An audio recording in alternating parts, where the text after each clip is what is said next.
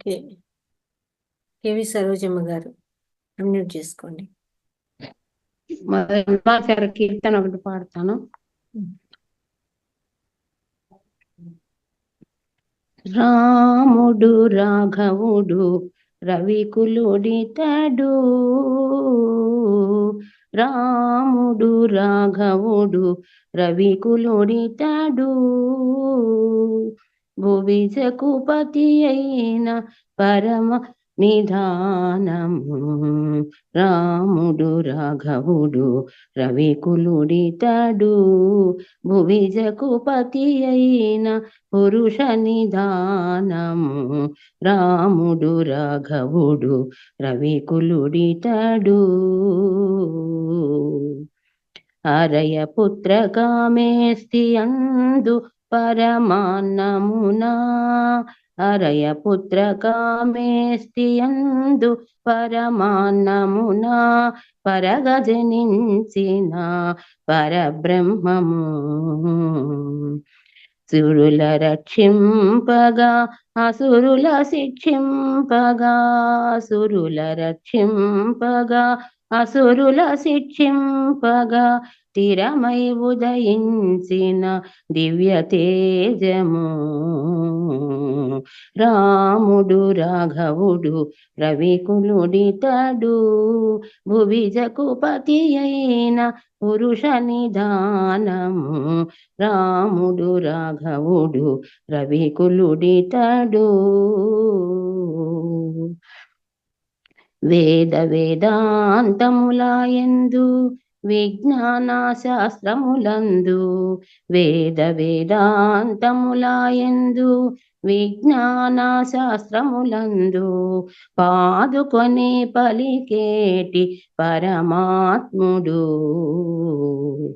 పోది శ్రీ వెంకటాద్రి పొంచి విజయనగరాన, పోది శ్రీ వెంకటాద్రి పొంచి విజయనగరాన, ఆదికి అనాది అయిన అర్చావతారము, ఆదికి అనాది అయిన అర్చావతారము.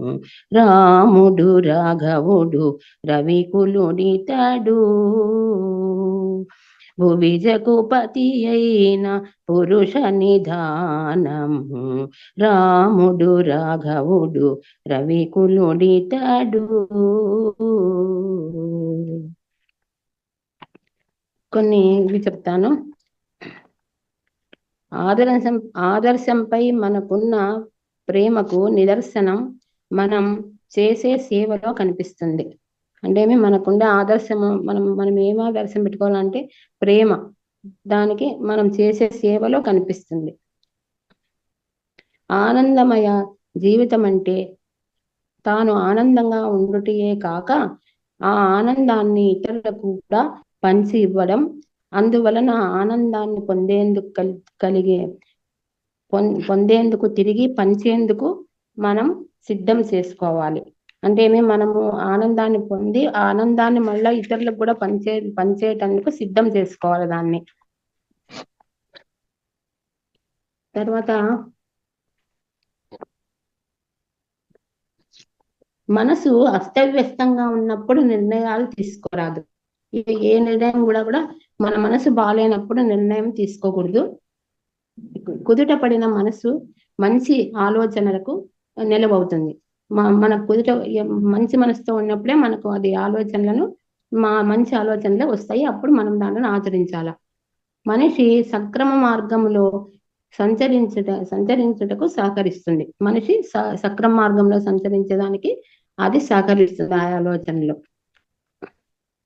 మనం ప్రతి చోట ఆలోచించడం ఎంత అవసరమో అలాగే ప్రతి చోట నేర్చుకోవడం కూడా అంతే అవసరము.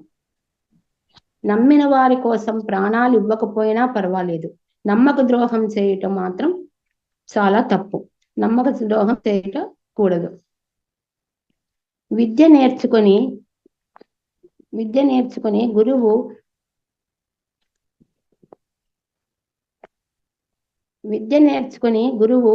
ధనం గురువును విద్య నేర్చుకున్న తర్వాత గురువును, ధనం వచ్చాక స్నేహాన్ని, భార్య వచ్చాక కన్నవారిని, గౌరవించక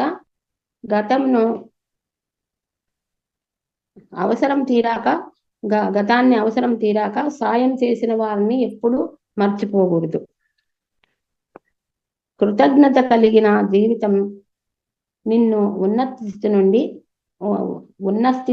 ఉన్నత స్థితికి తీసుకువెళ్తుంది. అంటే మీ కృతజ్ఞత కలిగిన జీవితము మనం ఉన్న స్థితిలో నుండి మళ్ళీ ఉన్నత స్థితికి తీసుకోపోతుంది అనమాట. అదే మహనీయుని మాట.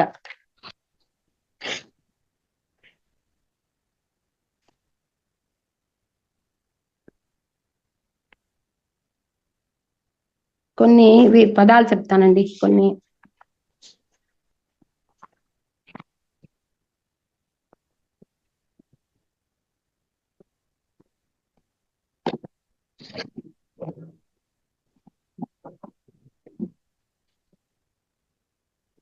పరివర్తన. ఎవరి గురించి అయినా మనం ఎప్పుడూ చెడుగా ఆలోచించకూడదు, ఒక నియమంగా పెట్టుకోవాలి.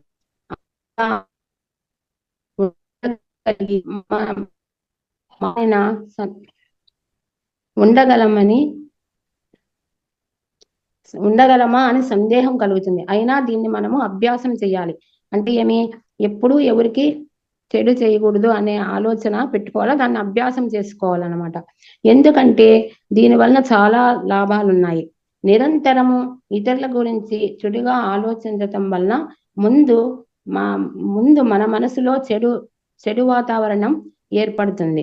అది అవతలి వారికి ఎంత హాని చేస్తుందో తెలియదు, కానీ ముందు మన ఆరోగ్యం పాడు చేస్తుంది.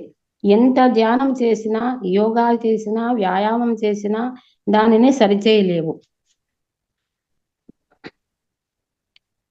దీనికి శాస్త్రీయమైన బలాలు ఉన్నాయి. బీపీ పెరుగుతుంది, షుగర్ వ్యాధి అదుపు తప్పుతుంది, మనిషి ఎలా ఆలోచిస్తే అలా ఉంటుందంటారు. చెడుగా ఆలోచించి చెడ్డలో మునిగిపోతే మన మనసును దయ్యంలా చెడు పట్టుకుంటుంది. ఎంత పూజ చేసినా ఉపయోగం ఉండదు. అది అవతల వారికి హాని చేసే లోపలే మనం దానికి బలి అయిపోతాం. దీనివలన ఎదుటి వారికి చెందవలసిన అశుభ పరిమాణాలు ప్రత్యక్షంగా కానీ పరోక్షంగా కానీ మనమే అనుభవించవలసి వస్తుంది. ఏ చూపుతో చేస్తే ఆ భావమే అందరిలో కనిపిస్తుంది. ఉదయం లేవగానే ఈ లోకంలో అందరూ బాగుండాలి, అందులో మనం ఉండాలి అని హృదయపూర్వకంగా 10 నిమిషాల పాటు కోరుకోవాలి. ఇలా చేస్తే మందులు వేసుకోకుండానే ఆరోగ్యం బాగుంటుందని పరిశోధనలు చెప్తున్నాయి. ఆధ్యాత్మిక శాస్త్రాలు తెలియచేస్తున్నాయి, గురువులు బోధిస్తున్నారు. మనము కూడా ఆలోచించాలి, ఆచరించాలి. మంచి చెడుల మిశ్రమమే జీవితం, సుఖ దుఃఖాల సంగమమే జీవనం.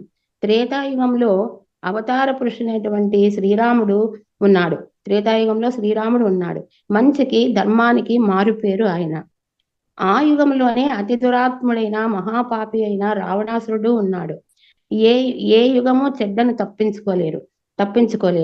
మంచిని నిర్మించే శక్తి మనకు లేకపోవచ్చు, చెడ్డను నిరసించే శక్తి కావాలి. మంచిని నిర్మించే శక్తి వాళ్ళు లేకపోయినా కూడా చెడ్డను నిరసించే శక్తి అన్నా మనం పెట్టుకోవాలి. చెడు భావనల మనసును హింస పెడుతున్నప్పుడు సమానమైన మంచి భావాలతో నింపుకోవాలి.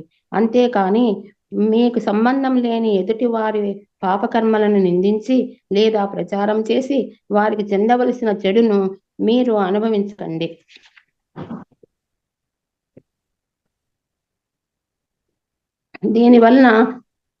దీనివలన అయితే మీలోని ప్రశాంతతకు భంగం కలుగును.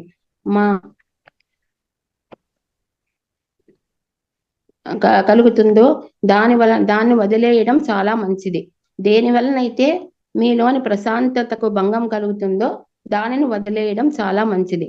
వస్తువైనా కావచ్చు, మనిషి అయినా కావచ్చు.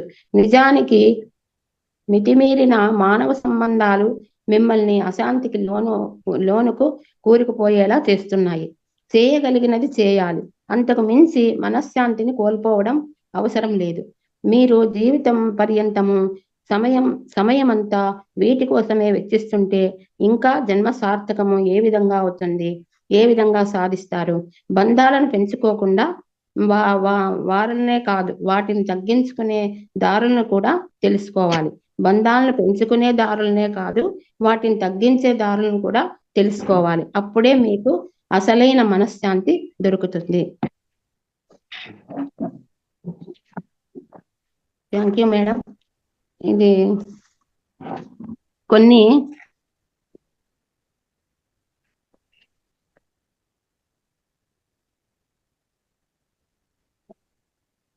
కొన్ని పదాలు దీంట్లోనే ఏమంటారంటే, ఈ పదాలను భ్రమక పదాలు లేక కచ్చిక పదాలు అంటారు. అంటే ఎటు చూసినా మారని పదాలు. అవి కొన్ని పదాలు నేను చెప్తాను. జలజ, మన దాన్ని తిప్పేస్తే కూడా జలజ. పులుపు, కలక, వికట కవి, చెంచా, మనము, దాదా, కనుక, మహిమ, ముఖ్యము, రంగనగరము, బాబా, ముదము, విరివి, గంగ, పాలు తెలుప, సరస, కందకం, నాయన, కలిక, మిసిమి, కోరుకో, మందారధామం, వారెవ, సమోసా, ఇటువంటి పదాలు. రాకుమార, ముత్యము, ఇటువంటి పదాలను భ్రమక పదాలు లేక కచ్చిక పదాలు అంటారండి. ఇది తెలుగు భాషలో పిల్లలకు చాలా ఉపయోగపడతాయి. ఇవి చిన్న పిల్లలకు, చిన్న క్లాస్ పిల్లలకు ఇవి చాలా ఉపయోగపడతాయండి ఈ పదాలు. ఈ అవకాశం ఇచ్చినందుకు అందరికీ కూడా మీకు ధన్యవాదాలు. చాలా చక్కగా చెప్పారు. పాట కూడా చాలా అద్భుతంగా ఉంది. అలాగే మంచి వాక్యాలు ఏదైతే మీరు చెప్పారో అవన్నీ కూడా ఆచరణీయము, అనుసరించాలి. మన ధ్యానులకు కూడా ఇది ఎంతో కూడా మార్గదర్శకంగా ఉంటుంది. చాలా అద్భుతమైన విషయాలు తెలియజేశారు. మాస్టర్స్ అందరూ కూడా ఇంకోసారి ధన్యవాదాలు తెలియజేద్దాము. చాలా అద్భుతమైన విషయాలు తెలియజేశారు. ఏమంటే కొంచెం తొందరపడినానేమో, తొందరపడి మాటలు తొందరపడినాయి అనుకున్నా. లేదు ఏం పర్లేదు. Thank you. లక్ష్మి గారు, మన మల్లేపల్లి అన్మ్యూట్ చేసుకోండి.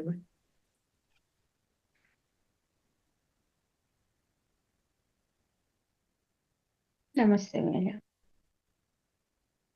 వాయిస్ క్లియర్ గా ఉందా మేడం? ఉంది.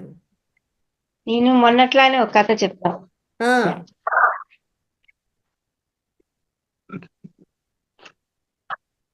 మార్కండేయుడు చెప్పిన గుడ్లగూబ కొంగ తాబేలు కథ. అది పాండవులు అరణ్యవాసం చేస్తున్న సమయం. వాళ్ళు ద్రౌపది సమేతులై అనేక వనాలు తిరుగుతూ కామ్యక వనం చేరుకున్నారు. అక్కడ ఉండే మునులు, బ్రాహ్మణులు ధర్మాత్ములైన పాండవులను ఎంతగానో ఆదరించసాగారు. అలా కాలం గడుస్తుండగా ఒకసారి శ్రీకృష్ణ పరమాత్మ సత్యభామతో కలిసి పాండవుల్ని చూడడానికి కామ్యక వనం వచ్చారు. ఆ దంపతులను చూడగానే ద్రౌపది, పాండవులు పొంగిపోయారు.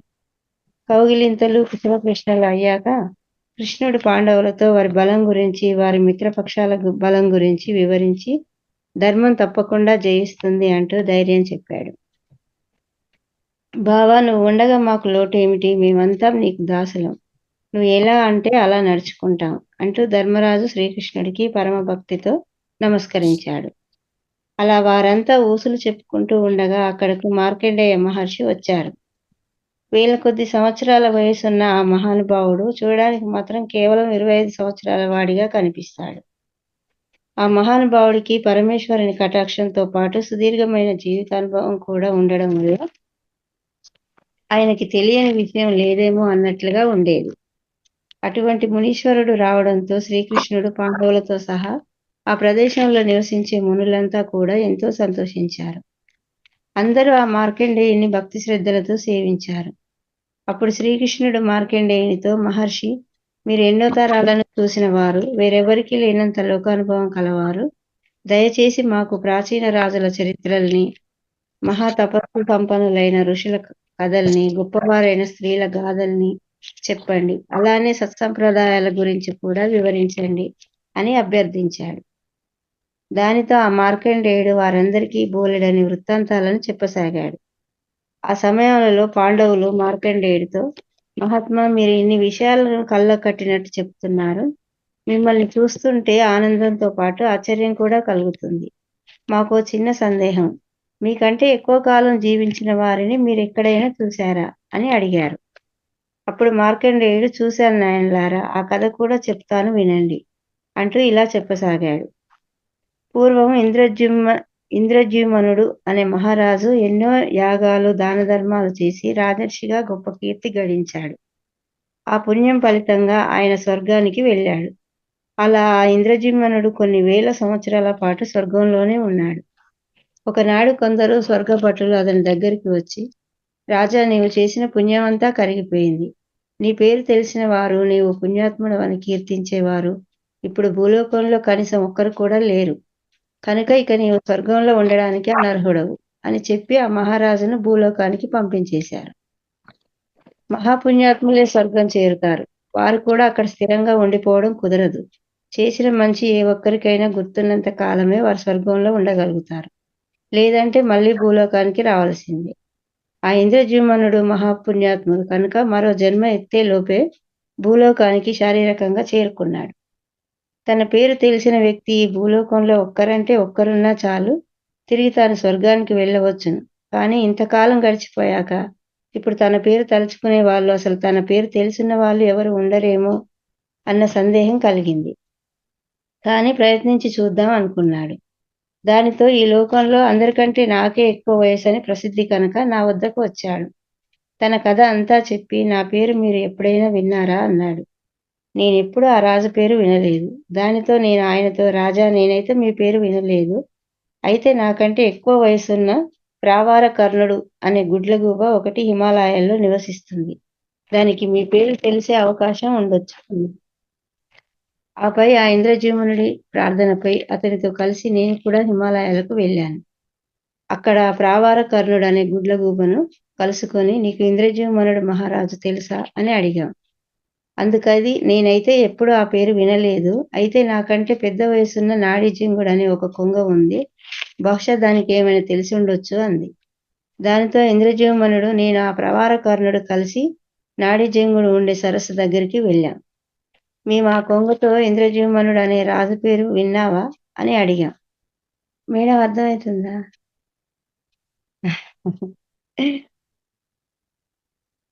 పేరు విన్నావా అని అడిగాం. అందుకు ఆ కొంగ, నేనైతే ఎప్పుడు ఆ పేరు వినలేదు. అయితే నాకంటే వయసులో పెద్దదైన ఆకుపారం అనే తాబేలు ఈ సరస్సులోనే జీవిస్తుంది. దానిని అడిగి చూద్దాం అంది. నాడీజంగుడు పిలవడంలో ఆ ఆకుపారం బయటకు వచ్చింది. మేము దానితో, నీకు ఇంద్రజుమ్న మహారాజు పేరు తెలుసా అని అడిగాం. ఆ పేరు వినగానే ఆ తాబేలుకు కొన్ని నిమిషాల పాటు మాట రాలేదు. దాని గొంతు జీరపోయింది.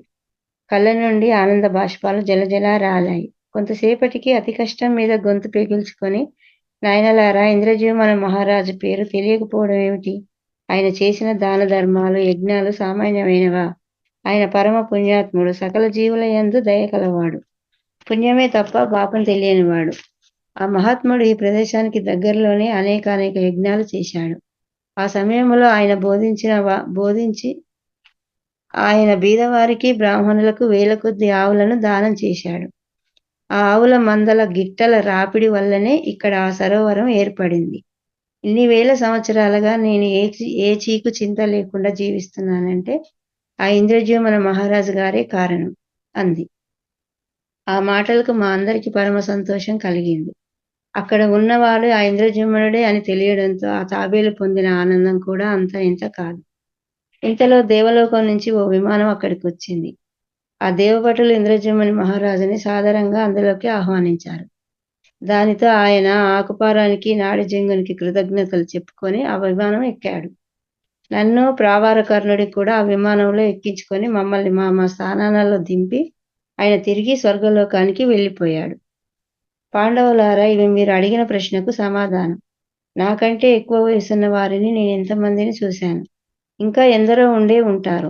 మనం ఇక్కడ తెలుసుకోవాల్సిన విషయం ఏమిటంటే, మనం చేసిన మంచి గురించి నలుగురు చెప్పుకుంటున్నంత కాలం ఆ ఘోష స్వర్గానికి కూడా వినపడుతుంది.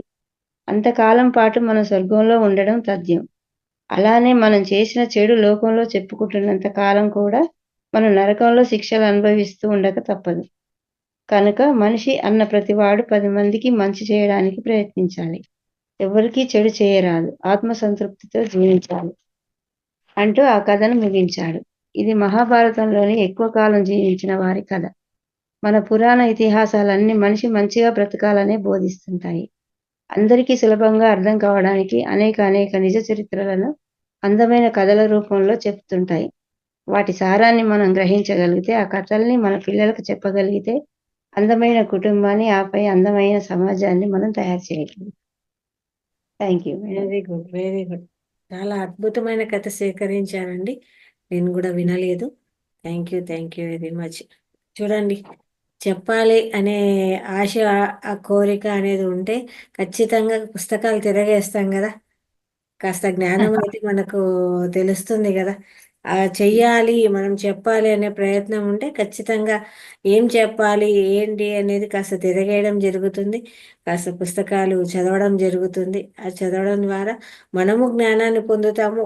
ఇంకోరికి పంచాలి అనుకుంటే ముందు మనం నేర్చుకోవాలి కదా. మనం ఎప్పుడైతే నేర్చుకుంటామో అప్పుడే ఇంకొకరికి చెప్పగలుగుతాము. అలా చెప్పడం ద్వారా మనము ఇంకొంచెం కూడా గ్రహిస్తాం అనమాట. కాబట్టి అందుకే సార్ ఈ ప్రయత్నం చేయడం అనమాట.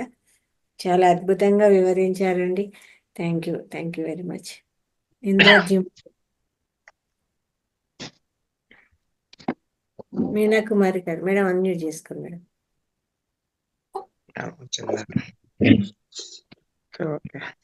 నమస్తే మేడం. రంగనాథ్ సార్కి ఆత్మ ప్రణామాలు. ఎందుకంటే నిన్న కూడాను సారు నానాటి బ్రతుకు నాటకం నుంచి చాలా ఎక్సలెంట్ గా ఎక్స్ప్లెయిన్ చేశారు. చాలా చక్కగా, చాలా బాగుంది. దీనికోసం సార్కి కృతజ్ఞతలు తెలియజేస్తున్నాను. నానాటి బ్రతుకు అనే కీర్తన ఇప్పుడు పాడాలనుకుంటున్నాను మేడం. నానాటి బతుకు నాటకము కానక కన్నది కైవల్యము. నానాటి బతుకు నాటకము పుట్టుటయు నిజము పోవుటయు నిజము. పుట్టుటయు నిజము పోవుటయు నిజము. నట నడిమి పని నాటకము ఎటనెదుటగలది ప్రపంచము. కట్టకడపటిది కైవల్యము. నానాటి బతుకు నాటకము కుడి చేరన్నము కోక చుట్టెడిది నడమంత్రపు పని నాటకము. ఒడిగట్టుకొని నా ఉభయకర్మముల గడిదాటిన పొడే కైవల్యము. నానాటి బతుకు నాటకము తెగదు పాపము తీరదు పుణ్యము. తెగదు పాపము తీరదు పుణ్యము. నగి నగి కాలము నాటకము ఎగువల శ్రీ వెంకటేశ్వరుని లీక గగనము మీదేది కైవల్యము. నానాటి బతుకు నాటకము కానక కన్నది కైవల్యము. నానాటి బతుకు నాటకము నాటకము. Thank you so much madam, నాకు ఈ అవకాశం ఇచ్చింది. Thank you. ఇంకొకటి ఇది భిన్నంగా ఆలోచించు అనే బుక్ లో సాధన గురించి ఒక 23 పాయింట్స్ ఉమా మహేష్ సార్ చాలా చక్కగా రాస్తున్నారు. అదొక్కటి చదువుతాను మేడం. సమస్యలుంటే ఏదో ఒక సమాధానం దొరుకుతుంది, కానీ ఊహల్లో ఇరుక్కుంటే సాధన ఒక్కటే సమాధానం. ఎవరు ఏమి ఉన్నా లేకున్నా నిత్యం నీతో నీవు ఉండటమే నీవు నిత్యం చేయవలసిన సాధన. సాధనే సమస్త సమస్యలకు సరైన సమాధానము. సాధన వల్లనే ఆత్మ స్వాతంత్ర్యము. నిన్ను నీవు చేరాలంటే నీకు నీవు సమయం ఇవ్వవలసిందే, వేరే దారి లేదు. ఏది చేసినా నీ సాధనలో భాగంగానే. అలా కాక ఇంకో కారణంతో చేస్తే చివరికి మిగిలేది నిరాశే. సాధనే లక్ష్యం. నిరంతరం సాధనలో ఉంటే లక్ష్యం సాధించినట్టే. సాధనే భవిష్యత్తు, సాధనే జీవితము. నేరుగా మరిచిపోలేక మరీ మరీ ఇబ్బంది పెట్టే విషయాలకు విరుగుడు ఒక్కటే, సాధన బాగా పెంచడం. విశ్వాసము ఆత్మవిశ్వాసము లేనివాడికి మొదట సాధనే గురువు. మీ దారే మీ సాధనే మీకు శాశ్వత తోడు నీడ. తనలోని అనంత శక్తిని జాగృతం చేయడమే ప్రతి మనిషి యొక్క మొదటి మరి చివరి ధర్మము. సాధన లేక సంతోషము లేదు. సంతోషమే సగం బలం, సాధనే సంపూర్తి బలం. ప్రకృతిలోని మేధస్సు మనకు రావాలంటే మనము ప్రకృతిలో ఒక భాగం అవ్వాలి. నీకు నీవు మరింత దగ్గరవ్వాలి అనుకుంటే ప్రకృతికి మరింత దగ్గరగా వెళ్ళు. ఈ ప్రపంచంలో సాధన చేయడం కంటే మించిన తక్షణ కర్తవ్యం మరొకటి ఇప్పుడు లేదు, గుర్తుంచుకోండి. సత్యం సరిగ్గా అర్థం కావాలంటే సాధన ఒక్కటే మార్గం, తర్కం కాదు. మౌనంలో దొరకని సమాధానం లేదు. మౌనాన్ని పెంచలేని మాట మాట్లాడటం అనవసరం. ఎన్ని మాట్లాడినా ఎన్ని చర్చలు చేసినా కేవలం తాత్కాలిక ఉపశమనం కోసమే. శాశ్వత పరిష్కారం సాధన మాత్రమే, గుర్తుంచుకోండి. శోధన ప్లస్ సాధన = ముక్తి, అంతే. ముక్తి కోసం జీవించడంలోనే అసలైన యుక్తి దాగి ఉంది. Thank you so much madam, నాకు ఈ అవకాశం ఇచ్చినందుకు. Thank you.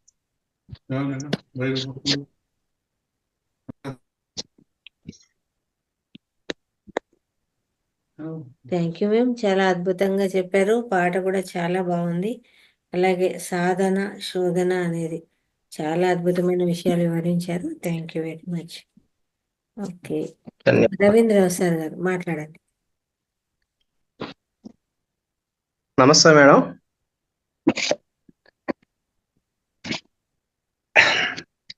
రేపల్లె నుంచి శ్రీకృష్ణుడు బలరాముడు ఈ యొక్క మధురా నగరానికి వాళ్ళ మేనమామ కంసమామ ఆయన ఒక యాగం చేస్తున్నానని చెప్పేసి పిలుస్తారు కదా, ఆ యాగానికి వెళ్తారన్న, ధనుర్యాగం చేసి పోతారనమాట.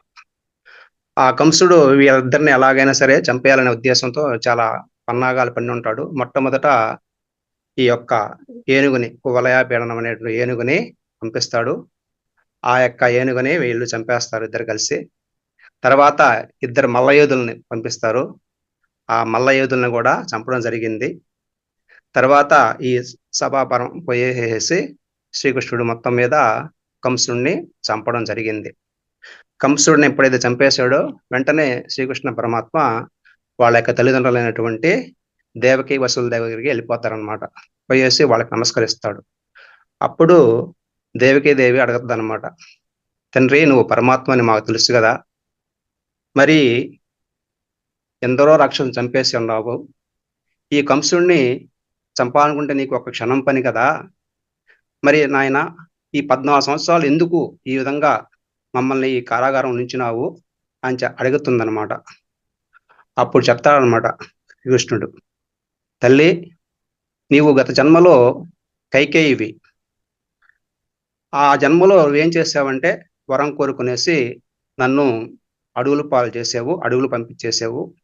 ఆ సమయంలో మా యొక్క అమ్మ కౌసల్యమాత ఈ యొక్క పుత్రశోకంతో నేను దూరం అయిపోయినాను కాబట్టి 14 సంవత్సరాలు ఆమె బాధపడింది. ఆ బాధని ఈరోజు నువ్వు తెచ్చుకోవాల్సిన అవసరం వచ్చింది. మా అమ్మ ఎలాగా ఆ రోజు బాధపడిందో అదే విధంగా ఈ రోజు మీరు ఆ కర్మ ఫలాన్ని అనుభవించాల్సిన అవసరం వచ్చింది అని చెప్తారనమాట. అందువల్లనే నేను 14 సంవత్సరాలు మీ దగ్గరికి రాకుండా ఉన్నానని దూరంగా ఉన్నానని చెప్తారనమాట. మరి ఈ జన్మలో కౌశల్యమాత ఎవరమ్మా అని వెంటనే అడగద్దు అనమాట. ఎవరో కాదు, ఆ యొక్క యశోదాదేవే కౌశల్యమాత. ఆ జన్మలో ఎప్పుడైతే నన్ను 14 సంవత్సరాలు దూరంగా చేసేసి బాధపడిందో ఆ యొక్క ముద్దు ముచ్చట్లన్నీ కూడా ఈ రోజు ఆమె తెచ్చుకుంది. అందువల్ల నేను 14 సంవత్సరాలు కౌసల్య మాత దగ్గర పెరిగినానమ్మా అని చెప్తారనమాట. దీనివల్ల మనం ఏం తెలుసుకున్నామంటే చెప్తాడు, కర్మఫలాన్ని ఎవరు కూడా తప్పించుకోవడానికి లేదు, అది ఎప్పటికైనా మనం వెంటాడుతూనే ఉంటుంది. దేవుడు మనకి ఒకవేళ మన బిడ్డలే కదా అనేసి ఆయన ఒకవేళ ఊరకున్నా సరే కర్మఫలం మాత్రం మనల్ని ఎట్టి పరిస్థితుల్లో వదలదు. కాబట్టి కర్మను అనుభవించవలసిందేను నేను చెప్తారనమాట. అది మేడం గారు. కర్మ సిద్ధాంతం చాలా చక్కగా వివరించారండి. అంతే, కర్మ రిటర్న్స్ ఏదైనా కర్మ ఇప్పటికైనా సంచిత కర్మలో ఇప్పటికీ అనుభవించాల్సింది, ఏ జన్మలైనా సరే అనుభవించాల్సిందే అది. అదనమాట. మనం ఏం చేసినా గానీ రిటర్న్ కాబట్టి అవన్నీ వస్తాయి. జాగ్రత్తగా అది మంచి కావచ్చు, మంచి కావచ్చు, చెడు కావచ్చు. మంచి అయితే మంచిని అనుభవిస్తారు, చెడైనా చెడు, రెండు అనుభవించాల్సింది, ఎప్పటికైనా అనుభవించాల్సింది అనేసి చెప్తారనమాట. అప్పుడు ఆమె ఊరుకుంటది అనమాట. తర్వాత మేడం ఒక మంచి మాట, ప్రతి మనిషిలోనూ నేర్చుకోవడానికి ఏదో ఒకటి ఉంటుంది. ప్రతి మనిషిలో ఏదో ఒకటి ఉంటుంది అనమాట. కొందరిని చూసి ఎలా ఉండాలో నేర్చుకుంటే కొందరిని చూసి ఎలా ఉండకూడదో నేర్చుకోవాలి. ఎలా ఉండాలో నేర్చుకోవాలి కొందరిని చూసి, ఎలా ఉండకూడదో కొందరిని చూసి నేర్చుకోవాలన్నమాట. ఇంకొకటి, మనిషి మనసుకి బానిస, మనసు మాయకి బానిస, మాయ పరమాత్మకు బానిస. కాబట్టి పరమాత్మను పట్టుకుంటే మాయ తొలగుతుంది, మాయ తొలగితే మనసు నిర్మలమవుతుంది, మనసు నిర్మలమైతే మనిషి మహర్షి అవుతాడు. ఇది మన రమణ మహర్షులు గారు చెప్పినటువంటి మాటలు అన్నమాట. అంతే మేడం, ధన్యవాదాలు. థ్యాంక్ యూ సార్, చాలా మంచి విషయాలు తెలియజేశారు. థ్యాంక్ యూ, ధన్యవాదాలు. రాఘవయ్య గారు అన్మ్యూట్ చేసుకోండి సార్.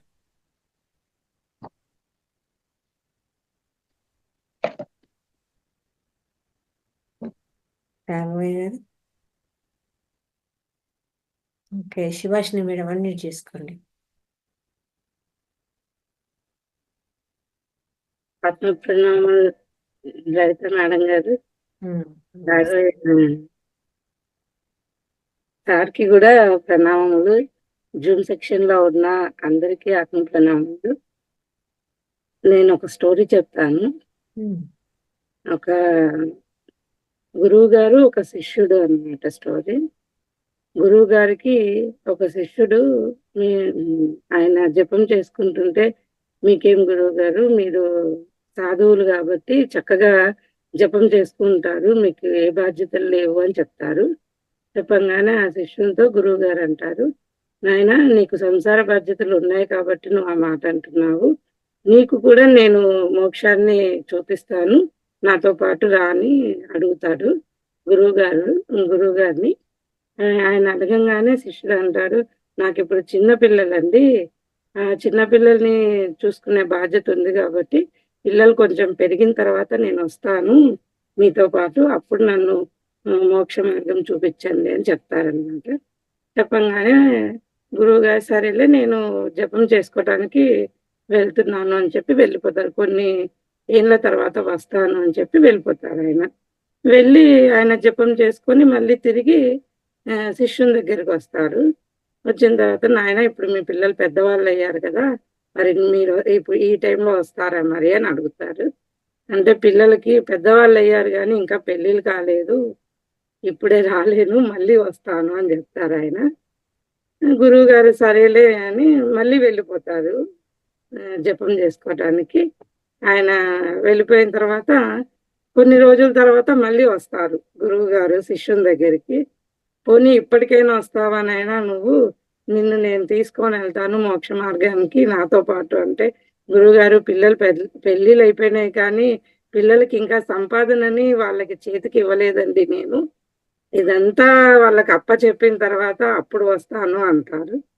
గురువుగారు చాలా ఓర్పుతో మళ్ళీ వెళ్ళిపోతారు. వెళ్ళి కొన్ని ఏళ్ళ తర్వాత మళ్ళీ తిరిగి వస్తారు. ఆయన తిరిగి రాగానే శిష్యుని దగ్గరికి వస్తే, ఇంకా ఈ సంపదని అప్పచెప్పలేదండి పిల్లలకి, అప్పచెప్పేదాకా నేను రాలేను, అక్కడ గొయ్యి తీసి పెట్టాను ఆ చెట్టు కింద, పిల్లలు కొంచెం తెలుసుకున్నాక ఇప్పుడు పోగొట్టుకుంటున్నారు డబ్బులు అవి, కొంచెం తెలుసుకున్నాక వాళ్ళకి అప్పచెప్పి మరీ వస్తానండి అంటారు. అనగానే మళ్ళీ వెళ్ళిపోతారు ఆ గురువు గారు. వెళ్ళిపోయి ఇంకా కొన్ని ఏళ్ళ తర్వాత వస్తారనమాట. ఆయన ఉండరు, శిష్యుడు ఉండరు, చనిపోయి ఉంటాడు. కొడుకులను అడుగుతారు, మీ నాన్నగారు ఏడమ్మా అని అడుగుతారు. అడగంగానే కొడుకులు అంటారు, మా నాన్నగారు కాలం చేశారండి, చాలా రోజులైంది అని చెప్తారు. అప్పుడు ఆయన దివ్య దృష్టితో చూస్తాడనమాట. కళ్ళు మూసుకొని చూస్తే ఆ ఇంటి ముందే ఒక కుక్కలా జన్మిస్తాడు ఆయన. ఆ ఇంటికి కాపలాగా అట్లా కుక్కలాగా జన్మిస్తాడు.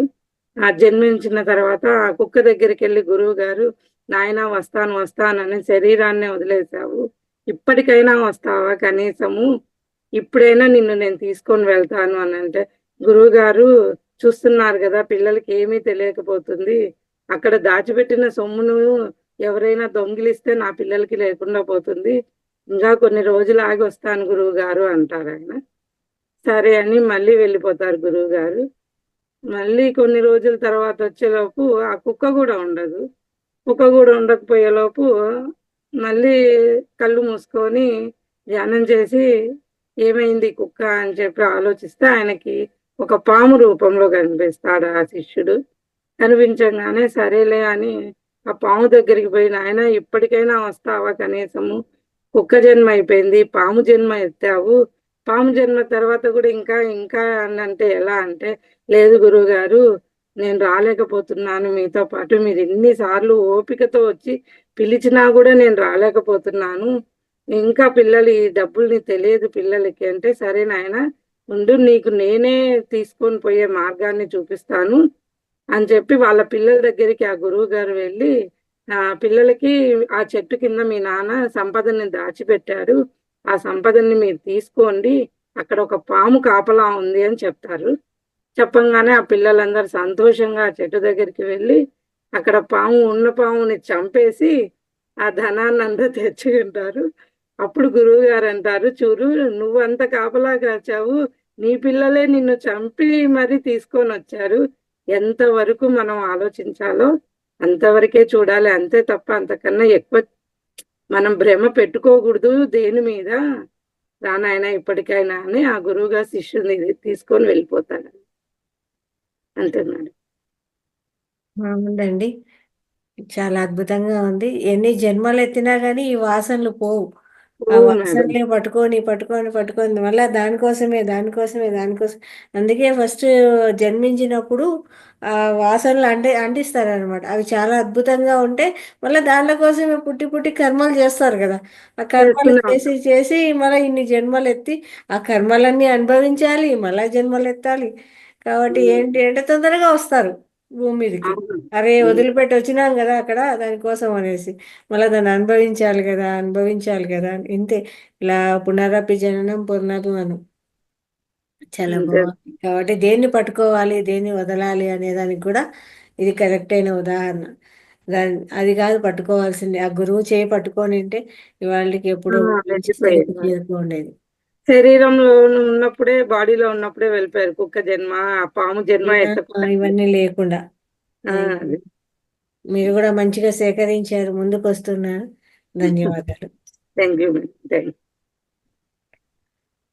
రాఘవయ్య సార్ గారు మాట్లాడు.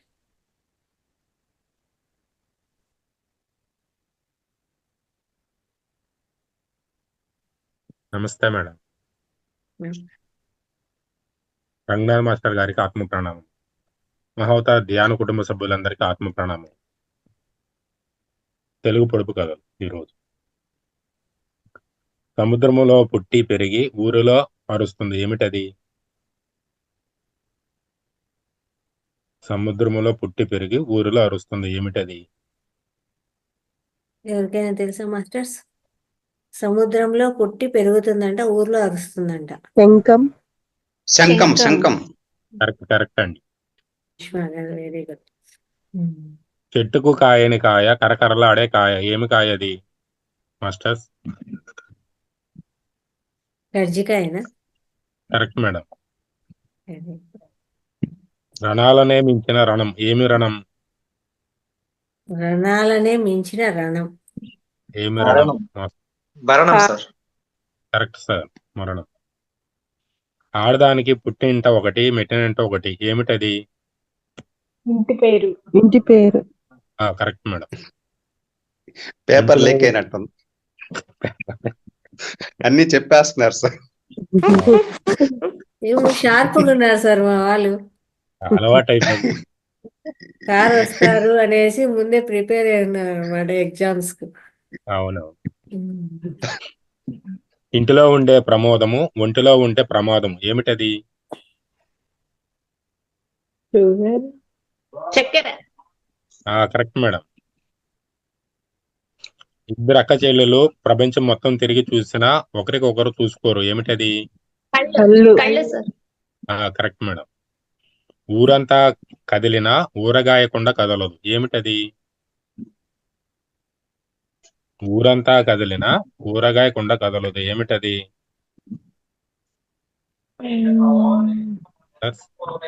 ఐడియా ఉందా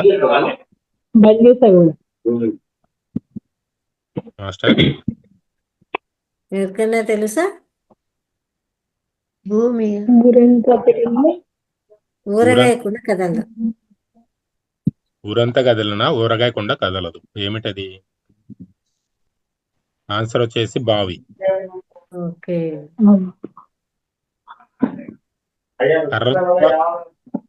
కర్రలలో అతి చిన్న కర్ర ఏమి కర్ర? జీలకర్ర. Correct madam. గట్టు మీద రాయి మినుక్కు మినుక్కు రాయి ముక్కు ఏమిటది? నేనే చెప్పాను. ఇదే చెప్పారు. అదే నేనే చెప్పేసాను పొరపాటు. ఫ్లోలో వచ్చేసింది ఆన్సర్. అవును మేడం. గాలిలో ఎగిరే అద్దము పట్టుకుంటే పగిలిపోవు ఏంటది? గాలి ఎగిరే అద్దము. నీటి బుడగ. ఏంటిదండి? నీటి బుడగ. నీటి బుడగ. అదే సమాధానం కరెక్టే, దగ్గరకు వచ్చారు. సబ్బు బుడగ. అదే బెలూన్స్. అదే సబ్బు బుడగ. కాయ గాని కాయ అతి చిన్న కాయ ఏమి కాయ? యాలుక్కాయ. కాదు మేడం. తలకాయ. కాదు మేడం. పాలకాయ. కాదు సార్. పాలకాయ సార్. కాదండి. ఇంకెవరన్నా మాస్టర్స్? కరక్కాయ. కాదు మేడం. కాదండి. ఫ్లూ వచ్చేసి మన శరీరం మీద పుడుతుంది అది. చెమటకాయ. చెమటకాయ. కరెక్ట్. అది చిన్నది. చిన్న చిట్టిలో కమ్మని కూర ఏమిటది? చిన్న చిట్టి కూర. ఇంకోసారి రిపీట్ చేయండి సార్. చిన్న చిట్టిలో కమ్మని కూర ఏమిటది? చిన్న చిట్టీలో. కాగితం చుట్టిస్తారు మనకి. కిల్లి. Correct sir. కరెక్ట్ అండి. 3 పళ్ళలో ఒకటే నోరు ఏమిటది? 3 పళ్ళల్లో ఒకటే నోరు ఏమిటది?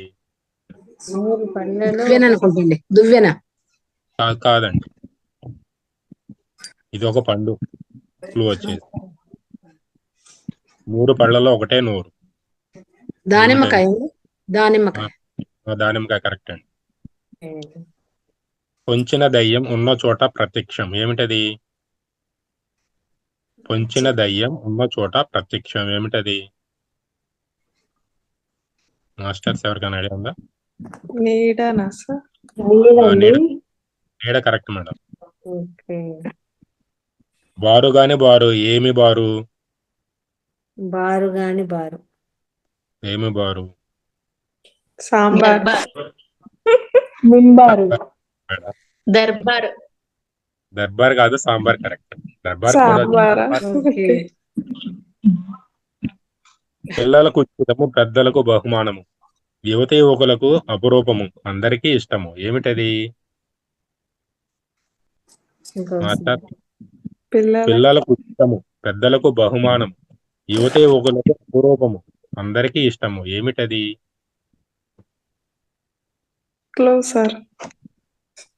ఫ్లూ అంటే అన్ని సందర్భాల్లో మనం ఇస్తూ ఉంటాం. చిన్న పిల్లలకి ఇస్తుంటాం, పెద్దవాళ్ళకి పెద్దవాళ్ళకి గిఫ్ట్ సార్, గిఫ్ట్లు, గిఫ్ట్ సార్ గిఫ్ట్ బహుమతి.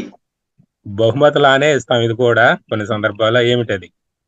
బహుమతి కాదు, డబ్బులు, తాంబూలం, తాంబూలం కాదు. తాంబూలం, ముందు ఎవరైతే చాక్లెట్. చెప్పారు? చాక్లెట్ సార్, ముద్దు కదా సార్? ఆ? చాక్లెట్. ముద్దు కదా? ముద్దు కరెక్ట్ సార్, ముద్దు. నాకు కూడా అదే డౌట్ వచ్చింది. హారం గాని హారము, ఏమి హారము? మణిహారం, మణిహారం, కాదు. విహారం, ఆహారం. నమస్కారం, ఆహారం correct సార్.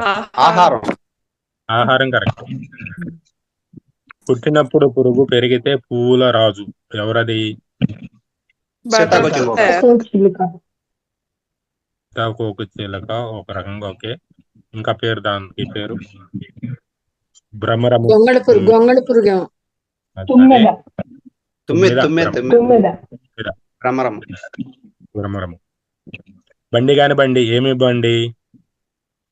ఎడ్ల బండి, బండి బండే కదా అది. బండి కాదు బండి కాని బండి. బండి కాదు, బడి గాని బండి. బడి రాబడి. రాబడి. రాబడి కరెక్ట్ అండి.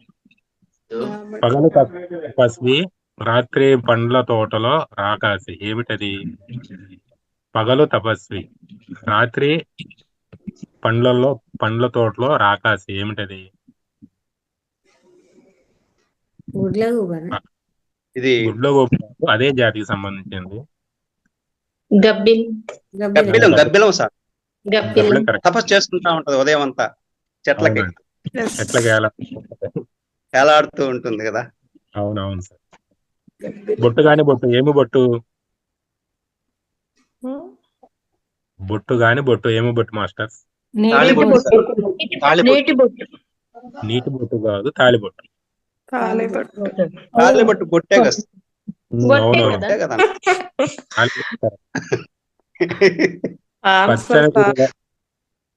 పచ్చని గుడిలో ఎరుపు రత్నాలు, ఏమిటది?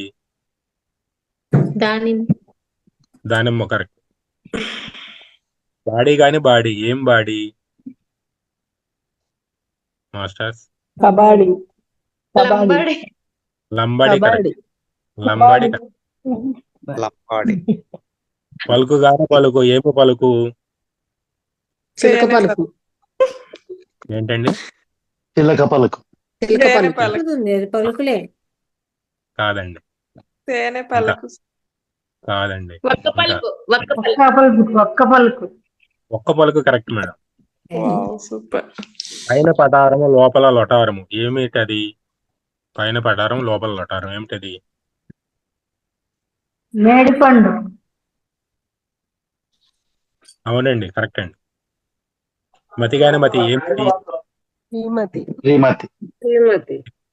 శ్రీమతి కరెక్ట్ అండి. మరగాని మర, ఏమి మర?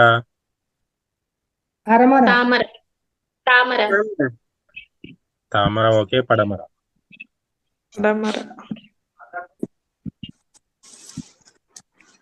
మణి గాని మణి, ఏమి మణి? నాగమణి. కాదు మేడం. మణి. ఇంకా మాస్టర్స్ ఇంకేమన్నా ఐడియా ఉందా? ఆమని కరెక్ట్ అండి. మనము గాని మనము, ఏమి మనము మాస్టర్స్? మనము గాని మనము. క్లూనా? అర్థం అయిపోయింది మేడం ఇది. మనము కాని మనము. అవును, మనం విదేశయానం కాదు మేడం. మానవులు కాదు మేడం, మన దాంట్లో విదేశయానం అవమానం, కాదు మేడం. అవమానంలో మనం విదేశయానం కాదండి, విమానం.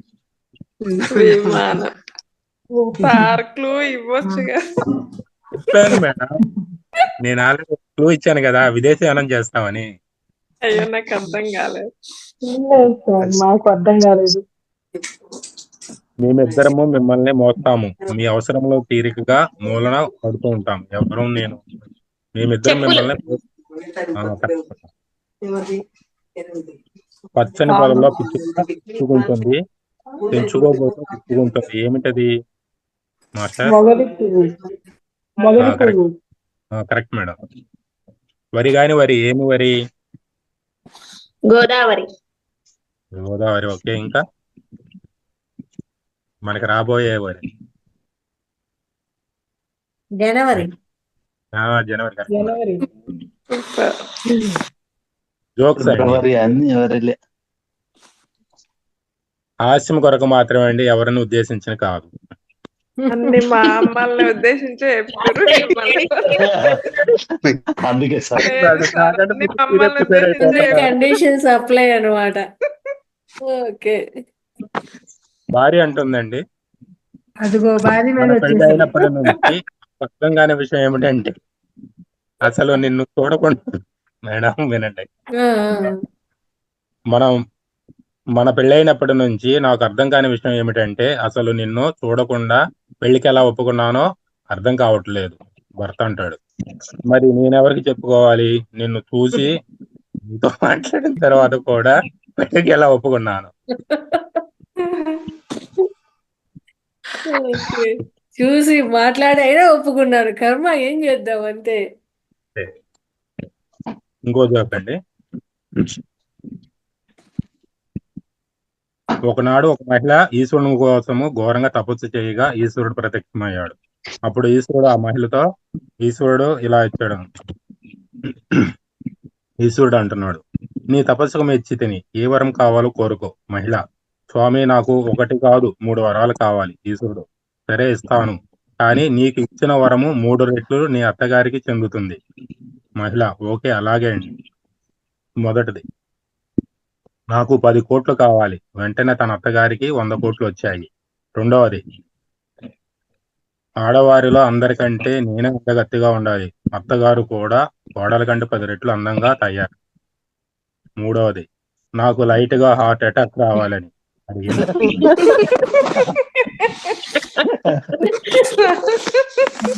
ఇప్పుడు అత్తకు వచ్చిన ఆస్తి వచ్చా, అందము వచ్చి అత్త బాయ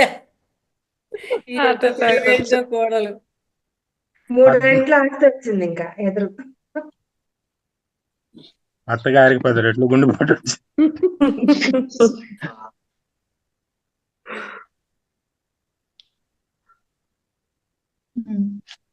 ఇప్పుడు అన్ని కోడలవే. ఎప్పటికీ అంతే కదా. అబ్బాయి సార్ చెప్పడానికి కూడా నవ్వు కంట్రోల్ అవ్వలేదు. ఓకే సార్, బాగుంది. అంతే, అన్ని కోడలివే. ఫుల్ ఎంజాయ్ అన్నమాట కోడలు. లలిత మేడం, ఇంకెవరన్నా మొగాళ్ళ మీద జోకులు ఉంటే వేసేవాళ్ళు ఉంటే బాగుంటుంది. అట్లంతా ఏం లేదు మేడం, మనం అన్ని స్వీకరిస్తాము. సరే అండి, మేడం చెప్పినట్టు కరెక్ట్ అది. అప్పటి నుండి ఇప్పటి వరకు శివుడు తన త్రిశూలం పట్టుకొని వెతుకుతూనే ఉన్నాడు. ఆడవాళ్ళకు అసలు బుద్ధి లేదన్న వాడెవడో నాకు ఇంకో లేదని శివుడు వెతుకుతాడు. ఎవడరా వాడు? ఆడవాళ్ళకు బుద్ధి లేదన్నాడు. ఇంత బుద్ధిగా అడిగింది కోడలు అనేసి పాపం వెతుకుతున్నాడు అన్నమాట ఆ వ్యక్తి కోసం. సూపర్. ఇంకో జోక్, ఏమిటి పొద్దున్నే చలికి తట్టుకోలేకపోతున్నారా? ఏముంది, లేచిన వెంటనే మీ అత్తంటి వాళ్ళు అది పెట్టలేదు ఇది పెట్టలేదని మీ భార్య ఎదుట మాట్లాడండి. ఇంకేముంది, ఆమె కోపం కట్టలో తెంచుకుంటుంది.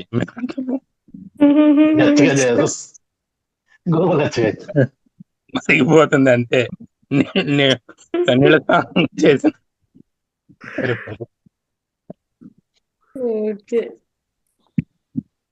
ఇంకో చూడండి.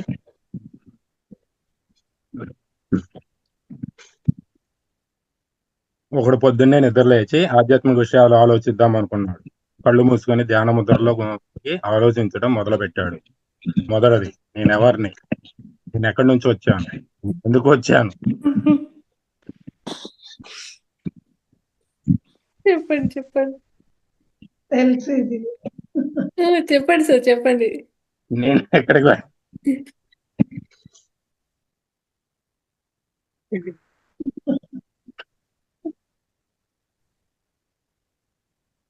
ఇంతలో తెలియని వాళ్ళు కూడా ఉంటారు కదా, ఆ జోక్ వినని వాళ్ళు కూడా మాకు వింటారు. తెలీదు మేడం, మాకు తెలీదు.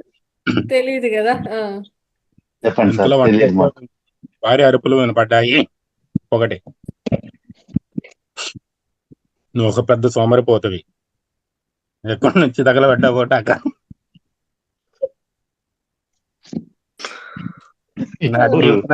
నా జీవితం నాశనం చేయడానికి వచ్చావు, ముందు లేచి వెళ్ళి స్నానం చేయండి, టిఫిన్ రెడీ అవుతుంది. ఒక దెబ్బకు అతనికి ప్రశ్నలన్నిటికీ సమాధానం దొరికినట్టు అనిపించింది. తృప్తిగా నిట్టూర్చి కళ్ళు తెరిచి బాత్రూంకి వెళ్ళాడు. ధ్యానంలో కూర్చొని అతను క్వశ్చన్స్ వేసుకున్నాడు. నేను ఎవరిని, నేను ఎక్కడి నుంచి వచ్చాను, మూడో క్వశ్చన్ ఏంటి సార్, ఎందుకు వచ్చాను, ఎక్కడికి వెళ్ళాలి, ఎక్కడికి వెళ్ళాలి. భార్య ఆన్సర్ ఇస్తుంది, నువ్వు ఒక పనికిమాలిన.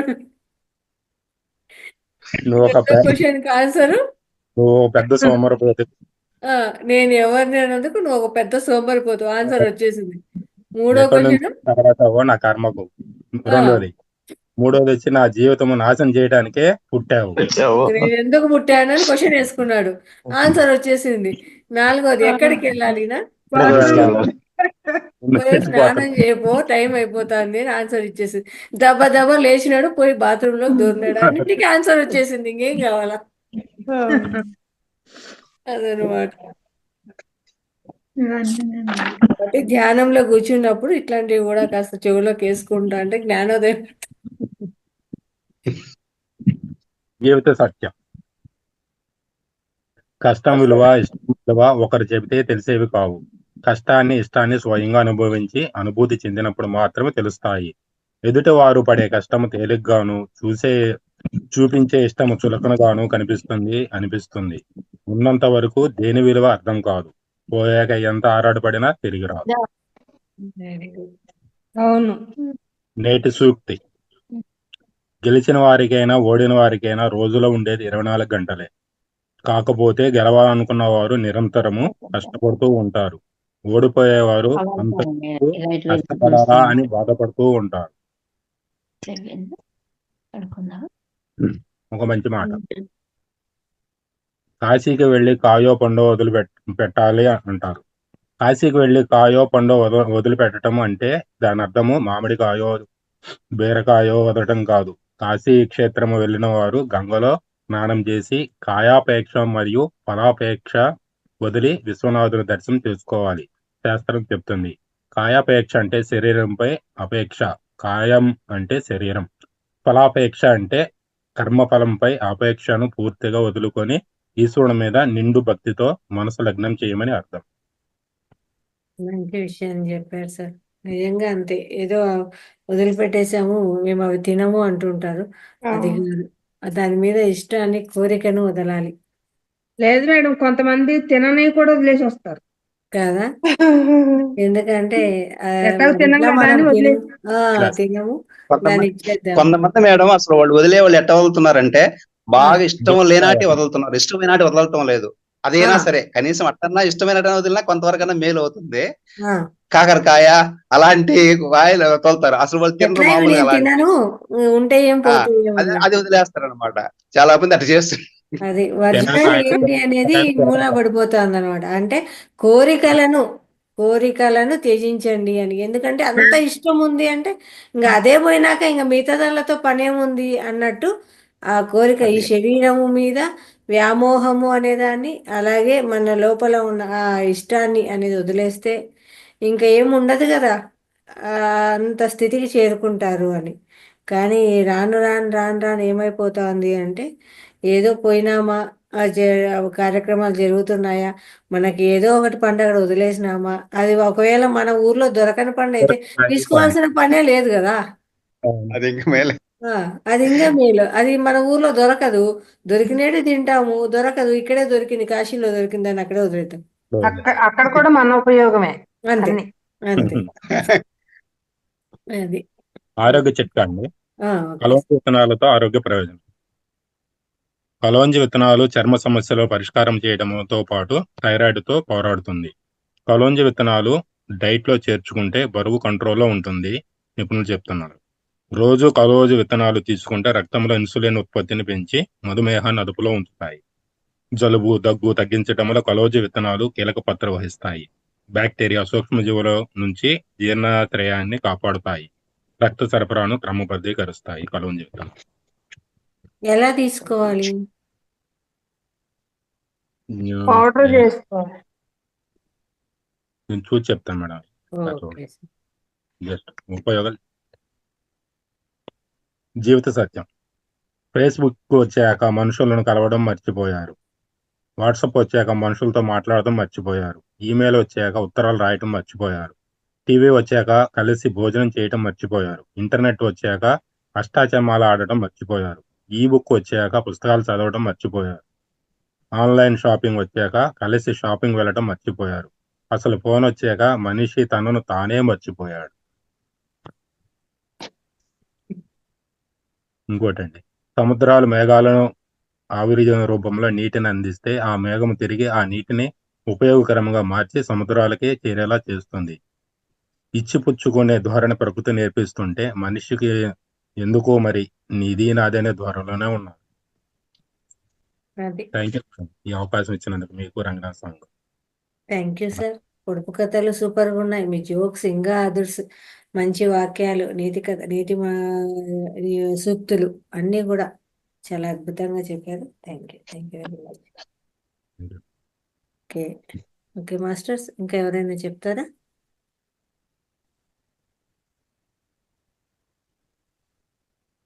లక్ష్మీపతి గారు ఏమైనా చెప్తారా?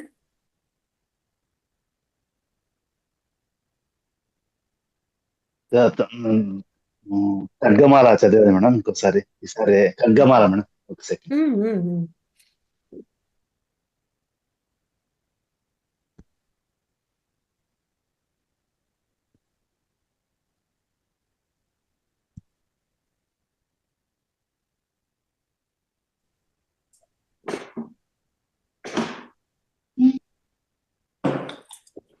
ఓంకారాసన గర్భితానలసికం సౌం క్లీం బిభ్రతిం సౌవర్ణాంబరధారణిం వసుధాం దౌతాం త్రినేత్రోజ్వలం వందే పుస్తక పాశకమంకుశద్రాం ఖడ్భూషితముజ్వలాం త్వాం గౌరీం త్రిపురాం పరాత్పరకళాం త్రిచక్ర సంచారిణీం. ఓం ఐం హ్రీం శ్రీ ఐం క్లీం సౌం. ఓం నమో త్రిపుర సుందరి హృదయదేవి శిరోదేవి శిఖాదేవి కవచదేవి నేత్రదేవి అస్త్రదేవి కామేశ్వరి పద్మాలిని నిత్యక్లిన్నే బేరుండే వహ్నివాసిని మహావజ్రేశ్వరి శివదూతి వరితే కులసుందరి నిత్యే నీలపతాకే విజయే సర్వమంగళే జ్వాలామాలిని చిత్రే మహానిత్యే పరమేశ్వరి మిత్రేశమయి షష్ఠీసమయి ఉద్దీశమయి చర్యానారమయి లోపాముద్రామయి అవశ్యామయి కాలతాపనామయి ధర్మాచార్యామయి ముక్తకేశీశ్వరమయి దీపకళానాదమయి విష్ణుదేవమయి ప్రభాకర దేవమయి తేజోదేవమయి మనోజదేవమయి కళ్యాణదేవమయి వాసుదేవమయి రత్నదేవమయి శ్రీమానందమయి అనిమా సిద్ధే లఘుమా సిద్ధే గరిమా సిద్ధే మహిమా సిద్ధే ఈసత్వ సిద్ధే వసిత్వ సిద్ధే ప్రాకామ్య సిద్ధే భుక్తి సిద్ధే ఇచ్ఛా సిద్ధే సర్వకామ సిద్ధే బ్రాహ్మి మాహేశ్వరి కౌమారి వైష్ణవి వారాహి మాహేంద్రి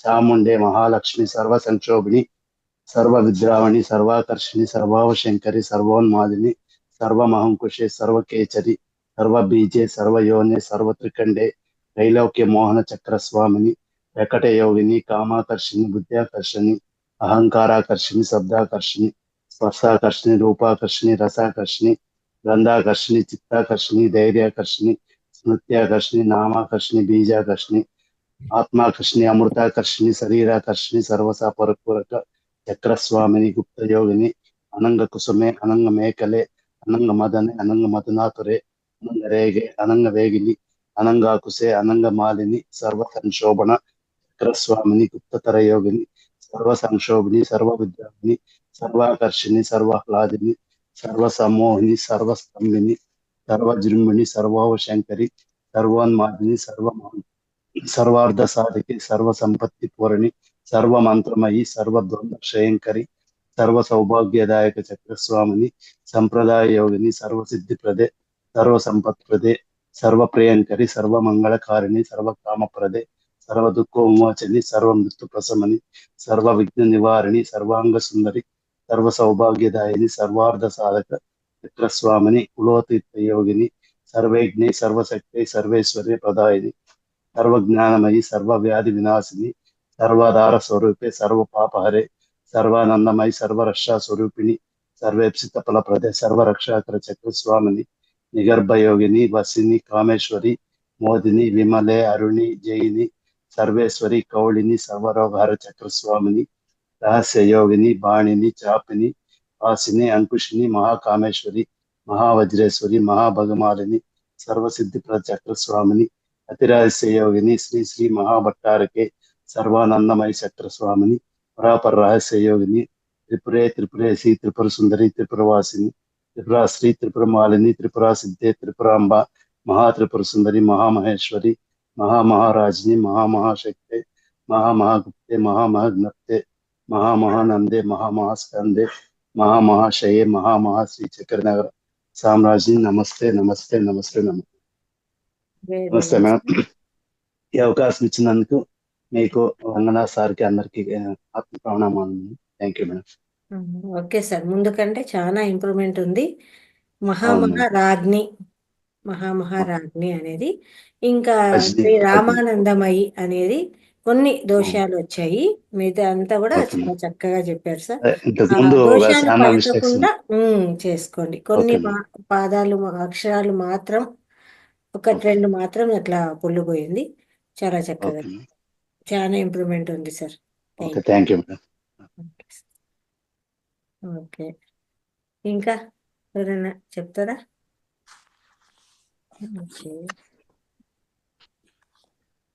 ఓకే అండి, మొదట భక్తి గీతంతో మొదలైంది, మళ్ళా భక్తితోనే ఎండ్ అవుతోంది. చాలా చక్కగా జరిగింది ఈరోజు.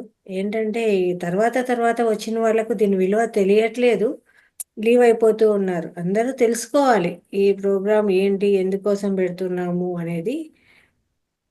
మనందరిలో ఆ భయము, మాట్లాడే భయం కానీ, మాట్లాడే దోషాలు కానీ పోయి అందరూ కూడా ముందుకొచ్చి మాట్లాడడము, అదంతా జరగాలి. అందరూ కూడా ముందుకు రావాలి. మాట్లాడితే కదా ఏమి మాట్లాడగలుగుతున్నాము ఏంటి అనేది మనకు తెలుస్తుంది. మనం ఎంత కెపాసిటీ ఉంది, ఏం నేర్చుకుంటాము. అలా మాట్లాడాలని ముందుకు వస్తే ఏదో ఒకటి నేర్చుకుంటాం కదా, ఏదో ఒకటి చెప్పాలా అనుకుంటాం. అందుకోసం ఇదంతా చేయడం అనమాట. అందరిలో ఆ భయం పోగొట్టి అందరూ ముందుకు రావాలి అని. దానికి ఇంకా తెలియట్లేదు జనాలకు, ముందు ముందు తెలుసుకుందానని కోరుకుందాం. ఓకే, నేను కూడా మామూలుగా ఎప్పుడు ఎవరితో మాట్లాడేవాడే కాదు మేడం. ఏదైనా మాట్లాడాలంటే కూడా అసలు ముందరికి వచ్చాను, స్టేజ్ పైన కానీ ఎట్లా వచ్చి స్టేజ్ ఫియర్ ఎక్కువ ఉంది మేడం. ఇప్పుడు మాట్లాడుతుంటే కొద్దిగా మాట్లాడగలుగుతున్నాను. అందుకు అలా ప్రయత్నం కోసమే ఇదంతా చేయడం జరుగుతుంది అనమాట. అందరూ ముందుకు వస్తారు, మాట్లాడతారు, నేర్చుకుంటారు. అంటే ఇంకొకరికి చెప్పాలంటే వాళ్ళు ఖచ్చితంగా నేర్చుకోవాలి కదా, కాస్త తిరగేయాలి కదా, జ్ఞానం అనేది లోపలికి పోతుంది కదా. అందుకోసము వాళ్ళు నేర్చుకుంటారు, ముందుకు వస్తారు అనే దానికోసమే ఇదంతా చెప్పడం చేయడం జరుగుతుంది. ఇది ఏందోలే ప్రోగ్రామ్, దీంతో మనకేమి మాస్టర్లు రావడం లేదు కదా, మన ధ్యానం అయిపోయింది కదా, ఇంకా ఉంటే ఏమి అనే ఉద్దేశాలు కూడా ఉన్నాయి అన్నమాట జనాలకు. ఇట్లా ముందుకు తెలుసుకుంటారని కోరుకుందాం. ఓకే, జ్ఞానం పెరుగుతుంది. సుమా గారు మాట్లాడండి. సుమా గారు మాట్లాడండి. మేడం, ఇది లింగాష్టకం పాడదాం అనుకుంటున్నా మేడం నేను. ఓకే, అవతార్ ఫౌండేషన్ లో జూమ్ మీటింగ్ లో జాయిన్ అయిన ప్రతి ఒక్కరికి నా హృదయపూర్వక ధన్యవాదములు. లలిత మేడం కి, రంగనాథ్ సార్ కి. బ్రహ్మమురారి సురార్చితలింగం నిర్మల భాసిత శోభితలింగం జన్మజ దుఃఖ వినాశకలింగం తత్ప్రణమామి సదా శివలింగం దేవముని ప్రవరార్చితలింగం కామదహన కరుణాకరలింగం రావణ దర్ప వినాశకలింగం తత్ప్రణమామి సదా శివలింగం సర్వసుగంధిసులే లేపితలింగం బుద్ధి వివర్తన కారణలింగం సిద్ధసురాశిరవందితలింగం తత్ప్రణమామి సదాశివలింగం కనకమహామణిభూషితలింగం పనిపతివేష్టిత శోభితలింగం దక్షసుయజ్ఞ వినాశకలింగం తత్ప్రణమామి సదాశివలింగం కుంకుమచందనలేపితలింగం పంకజహార సుశోభితలింగం సంచిత పాప వినాశనలింగం తత్ప్రణమామి సదాశివలింగం దేవగణార్చిత సేవితలింగం భావైర్భక్తి విరేవచలింగం దినకర కోటి ప్రభాకరలింగం తత్ప్రణమామి సదాశివలింగం అష్టదలో పరివేష్టితలింగం సర్వసముద్భవకారణలింగం అష్టదరిద్ర వినాశకలింగం తత్ప్రణమామి సదాశివలింగం సురగురు సురవర పూజితలింగం సురవన పుష్ప సదాచితలింగం పరమాత్మకలింగం తత్ప్రణమామి సదాశివలింగం లింగాష్టకం ఇదం పుణ్యమ్య పఠేచ్చివ సన్నిధౌ శివలోకమవాప్నోతి శివేన సహ మోదతే. ఓకే మేడం, ధన్యవాదములు. Thank you. ఇంతే, అయిపోయింది Lingashtakam. Thank you madam, thank you very much. మొత్తానికి అయితే పాల్గొన్నారు, పార్టిసిపేట్ చేశారు. Very good. లలిత మేడం, నేను చిట్కా చెప్పనా? చెప్పండి. ఎక్కడ అందరికి ఆత్మ ప్రణామాలు. జూమ్ లో ఉన్న అందరికి, మాస్టర్స్ అందరికి. ఇద్దరు భార్యాభర్తలు ఉన్నారు, ఆవిడకి అసలు ఒళ్ళు వంగదు, శాంతం. చిట్కా కాదు, వేరే చెప్తున్నా, మళ్ళీ చిట్కా తర్వాత చెప్తా. ముందు ఫ్లోలో అయితే ఆవిడకి ఒళ్ళంగదు. భర్తతో అక్షంతలు వేయించుకుందామని దగ్గరికి వచ్చింది.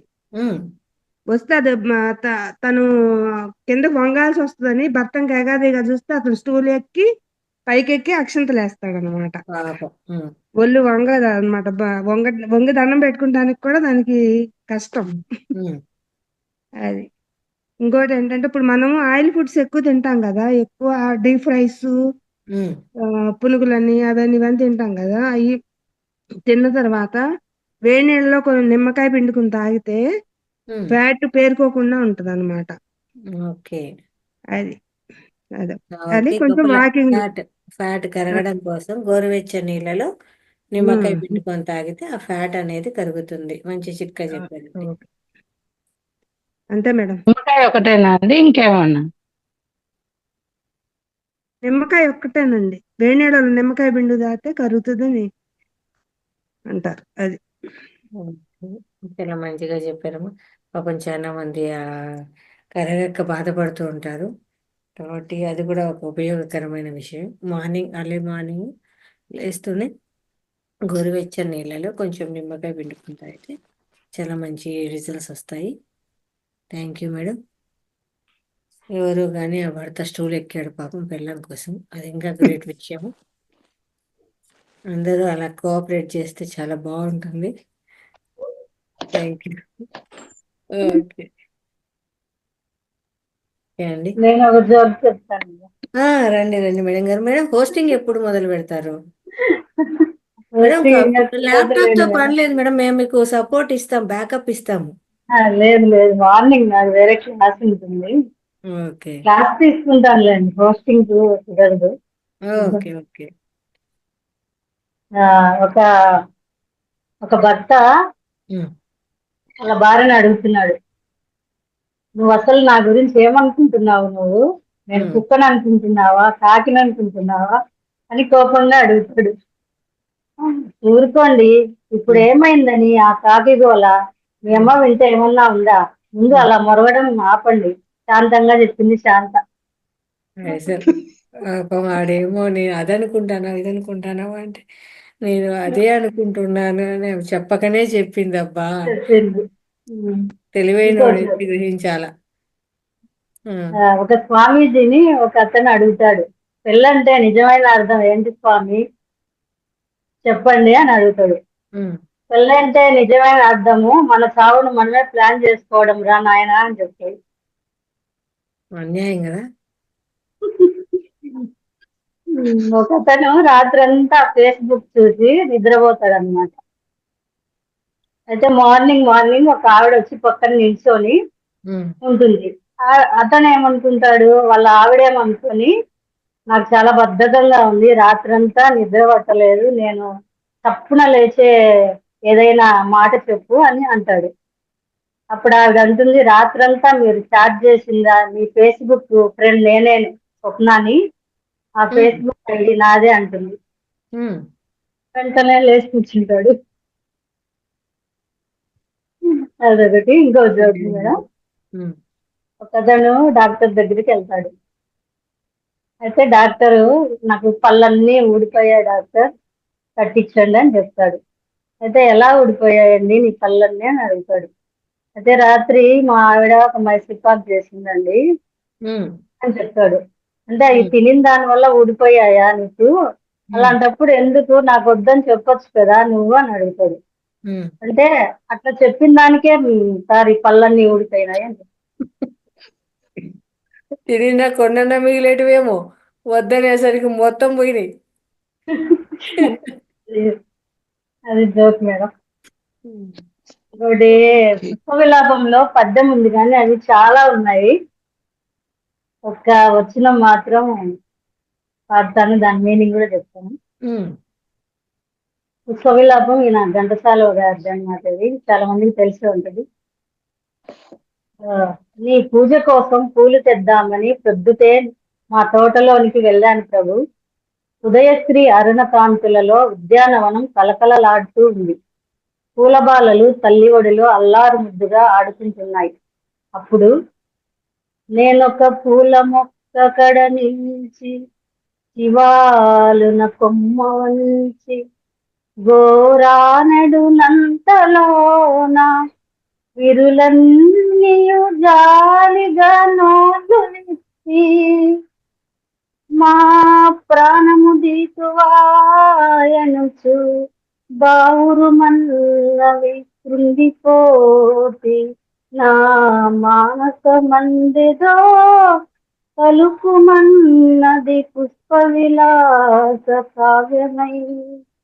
దీనికి మీనింగ్ మేడం, అది పూలు కొద్దామని ఒక మొక్క దగ్గరికి వెళ్ళి మనం మామూలుగా చేయి పెట్టి గోరుతో తుంచుతాం కదా, తుంచబోయే టయానికి అవన్నీ మొత్తం పూలన్నీ జాలిగా నోరు విప్పేసి మా ప్రాణాలు తీస్తావా, అప్పుడే మా తల్లికి బిడ్డకు వేరు చేస్తారా మీరు అని ఏడుస్తాయి అన్నమాట. అప్పుడు ఈయనకి ఆ మనసులో కలుపుమంటుంది, అరే ఈ పూలకు కూడా మనసుందే వీళ్ళకు కూడా అని దాని అర్థం మేడం. తర్వాత ఇంకో వచనము, ఇంతలో ఒక గులాబీ బాల కోపంతో ముఖమంతా ఎర్రబడి ఇలా అంటుంది, పూలు దారాలతో గొంతు పురి బిగించి గుండెలో నుండి సూదులు గుచ్చి కూర్చి ముడుచుకొందరు ముచ్చట ముడుల మంప అకట దయలేని వారు మీ ఆడవారు. చూడండి, ఒక గులాబీ పువ్వులన్నీ కోసి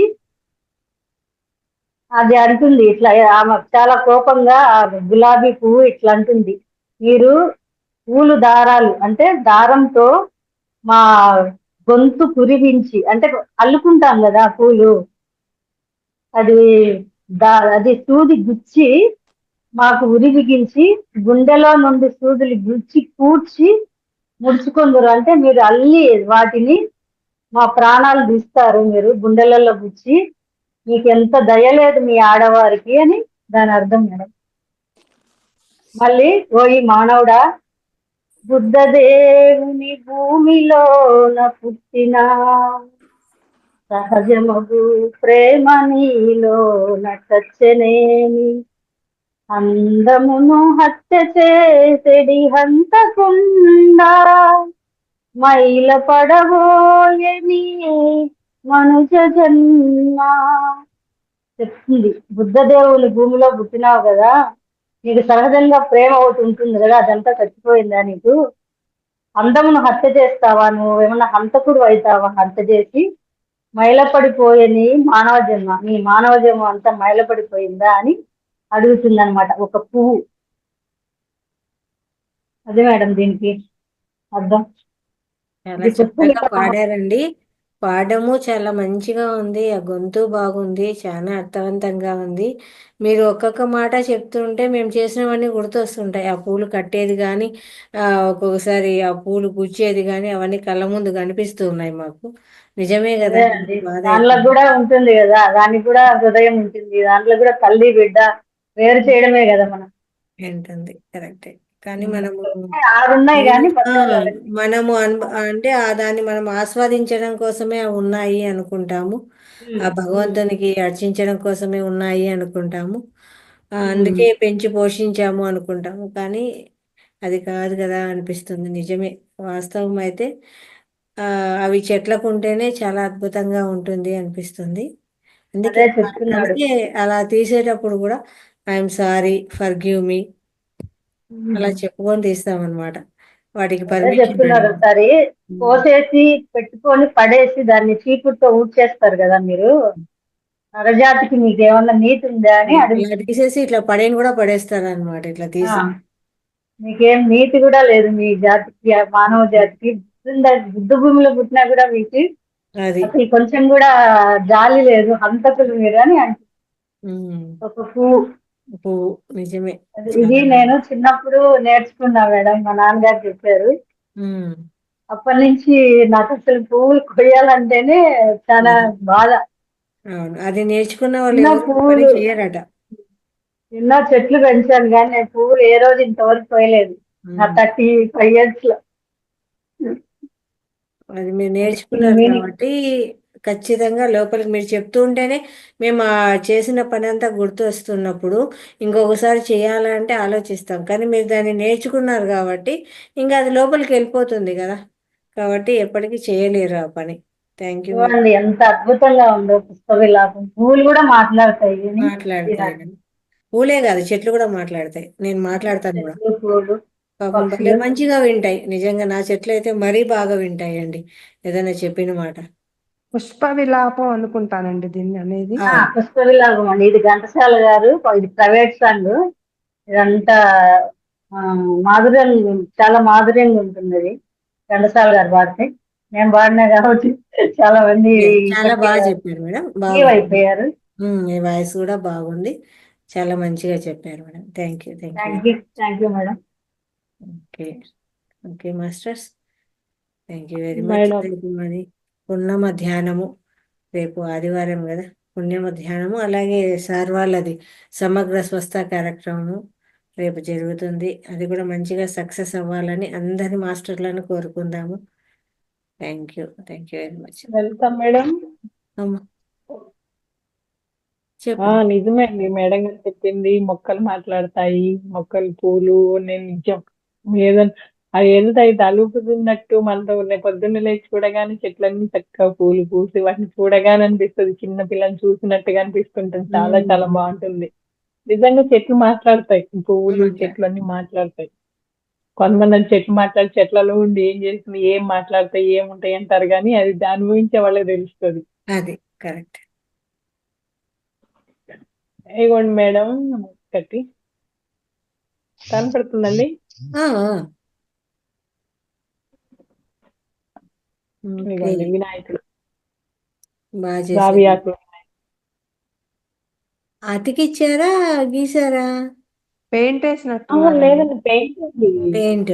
వెరీ గుడ్, చాలా చక్కగా వేసారండి. తర్వాత వినాయకుడిని వేసాం. ఇంకా చుట్టూ ఫ్లవర్స్ అవి వేద్దాం అనుకున్నాను, ఏంటో ఇంకప్పుడు ఆపేసా. ఇక అట్లా సింధూరం లాగా ఉంటది లేని ఈ కలర్ వేసాము. ఈ కలర్ మేము బాగుంటుందని రావి ఆకులు వినాయకుడు. ఓకే, చాలా బాగుందండి, చక్కగా వేశారు. పొద్దున మీరు లేరు కదా, చూపించలేదు. Okay okay okay madam. ఇదేం బుక్ నేను ట్రైనింగ్ లో ఉన్నప్పుడు. ఓకే, అలంకార కుట్లని. ఇలాంటి బుక్ కూడా ఉందా? ఉంటాయండి. ఇవన్నీ క్లాస్ లో ఇప్పుడు జాయిన్ ఏమంటారంటే వాళ్ళకి రికార్డ్ చూపించాలి. అప్పుడు చేస్తాం. ఇదిగోండి ఇలా ఉంటాయి. ఇలా అవుట్లైన్ గీసేసి ఇదేమో ఎలా కుట్టితే ఎలా ఉంటుంది అని, ఇదేమో కుట్టింది. ఓకే ఓకే బాగా మెయింటైన్ ఇది చేశారు. కాడకుట్టు అండి. ఇది కాడకుట్టు. ఇది వచ్చేసి ముడికుట్టు డిజైన్ అండి. ఇది ముడికుట్టు. బాగా చెప్పారండి. బుక్ బాగా మెయింటైన్ చేశారు. ఇవన్నీ కూడా ఇంకో ఇదేమో నేర్పించడానికి చాలా బాగుంటుంది. అవునండి. హెర్రింగ్ బోన్ అంటారు ఈ డిజైన్ ని. ఇదిగోండి ఓకే ఇలా ఉంటాయి. ఇదిగోండి ఇది బటన్ హోల్ స్టిచ్ అంటారు. ఇలా చూడటానికి ఇలా మామూలుగా డ్రాయింగ్ లాగా ఉంటాయి. వాటి కలర్ కాంబినేషన్ లో పెడితే ఇలా వస్తాయి మంచిగా. బాగుంది. బటన్ హోల్ స్టిచ్ అంటారు దీన్ని. ఇది రోజ్ స్టిచ్ అంటారండి. మంచి చిన్న చిన్న గులాబీ లాగా వస్తాయి. ఓకే ఇది లాంగ్ అండ్ షార్ట్ అంటారు. చిన్న కుట్టు పెద్ద కుట్టు కలిపి వస్తుంది, అందుకని దాని పేరు అట్లా. చాలా బాగుంది. ముద్ద కుట్టు కూడా అంటారు అనుకుంటాను. ముద్ద కుట్టు వేరే అండి. చూడటానికి ముద్ద కుట్టులానే ఉంటుంది. ఇదిగోండి ఇదేమో బింజర్ వర్క్ అండి. రౌండ్ మిర్రర్స్ ఇవి. ఇవి సాటిన్ స్టిచ్ అంటారు. ఇదండి ముద్ద కుట్టు అంటే ఇది వస్తుంది. అంటే లాంగ్ అండ్ షార్ట్ కూడా చూడటానికి ముద్ద కుట్టులానే ఉంటుంది. కాకపోతే కుట్టు తీరు వేరేగా ఉంటుందండి అది. అదే ఇది గొలుసు కుట్టు అండి. ఇది కామన్ ఫస్ట్ నుంచి గొలుసు కుట్టు కాడ కుట్టు అనేది కామన్, ఎవరికైనా ఈజీగా వస్తాయి అన్నమాట స్టార్టింగ్ అని. అవును. ఇది షాడో వర్క్ అంటారండి. షాడో వర్క్ అంటే అంటే ఇది క్లాత్ మందంగా ఉంది కాబట్టి క్లియర్ గా అర్థం కావట్లేదు. మనకి ఆర్గంజా గానీ పల్చటి క్లాత్ అయితే ఆ లోపల నుంచి మందంగా పైన మాత్రమే అవుట్లైన్ కనపడుతుందండి. షాడో వర్క్ అంటారు దీన్ని. నీడలాగా అనిపిస్తుంటుంది అవుట్లైన్. ఇది మ్యాజిక్ గొలుసు కుట్టు అంటారండి. 2 రకాల థ్రెడ్ వస్తుంది.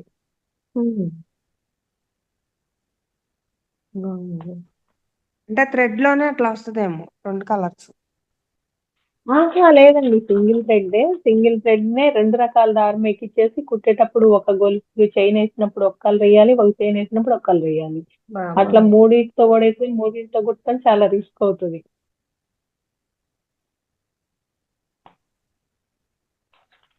ఇది ఒక ట్రెండ్ అండి.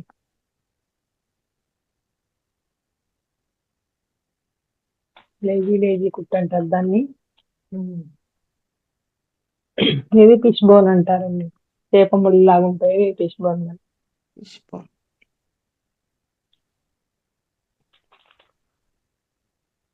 ఇది చామంతి కుట్టు.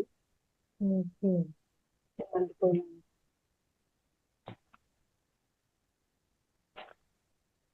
ఇది కాంతా వర్క్ అంటారండి. దీన్ని రన్నింగ్ స్టిచ్ కూడా అంటారు. ఇదేదో స్కెచ్ పెన్ తో దేంతో గీసినట్టుంది కానీ స్టిచ్ లాగా అనిపిదు. ఎలా చేశారో బాబా. అది ఏమంటారంటే కాంతా వర్క్ అంటే రన్నింగ్ స్టిచ్ అంటారు. మళ్ళీ బొంత కుట్టు కూడా అంటారండి. మామూలుగా అర్థమైన తెలుగులో బొంత కుట్టు అంటారు. కాకపోతే అవి పెద్ద పెద్ద టాకాలు వేస్తారు. ఇట్లా డిజైన్స్ చిన్నగా వేస్తాం అన్నమాట. ఇది ధార్వాడి కుట్టు అంటారు. కాంతా వర్క్ శారీస్ చాలా బాగుంటాయి. ఇది ధార్వాడి కుట్టు. ఇది కూడా 2 రకాల దారం అండి. ఇది కమ్మల్ కుట్టు వర్క్ అంటారు. అది నవార్ కుట్టు. నవార్ అల్లినట్టు వస్తుంది అనమాట. పట్టెల్లా ఫస్ట్ లైన్ నిలువు గీతలు వేయాలి, తర్వాత మళ్ళీ అడ్డానికి కుడతారు అనమాట. ఇది నవార్ కుట్టు అంటారు దీన్ని. ఇది నెట్ వర్క్ అండి.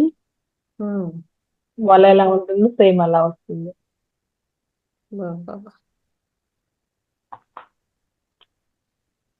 ఇది సన్ వర్క్ అంటారు. ఇదిగోండి. ఇది ఎలా అంటే ఏదో ఒక రోజు వర్క్ చేస్తుంటే పొరపాటున ఏదో వచ్చింది, చూస్తే ఏంటి ఇది బాగుంది కదా అని చెప్పేసి ఒక సారీ కేసాము. అద్భుతంగా ఉందన్నమాట. మా పాప గాగ్రా కేసాము. ఇలాంటి ఒక 15 చీరలు కుట్టా బయట కస్టమర్స్ కూడా. ఉమ్. చాలా అంటే చాలా బాగుంటది ఇది. సన్ వర్క్ లాగా ఇంకా చీర చూపిస్తాను తర్వాత ఎప్పుడన్నా. సేమ్ ఇక సన్ ఎలా ఉంటుందో అట్లా వస్తాయి అన్నమాట పెద్ద అవును పెద్దగా. నేను కూడా కుర్చీలలో ఒకటి కుట్టుకున్నానండి. ఈ వర్క్ కుర్చీలలో చేసి నేను ఒకటి, నా చీర. షోల్డర్ దగ్గర ఒకటి, అవును. పళ్ళులో ఒకటి, 3 వేసాను. ఇది లేజీ డేజీ స్టిచ్ అంటారు. ఇది ఒక రకం. ఆ, బాబోయ్ ఎన్ని రకాలు ఉన్నాయండి చేతి కుట్లు. నార్మల్ 100 రకాలు పైన వచ్చండి. యూట్యూబ్ లో ఇవేమి లేక ఉన్నప్పటి నుంచే వచ్చు నాకు చాలా. ఇది పచ్చీస్ వర్క్ అంట.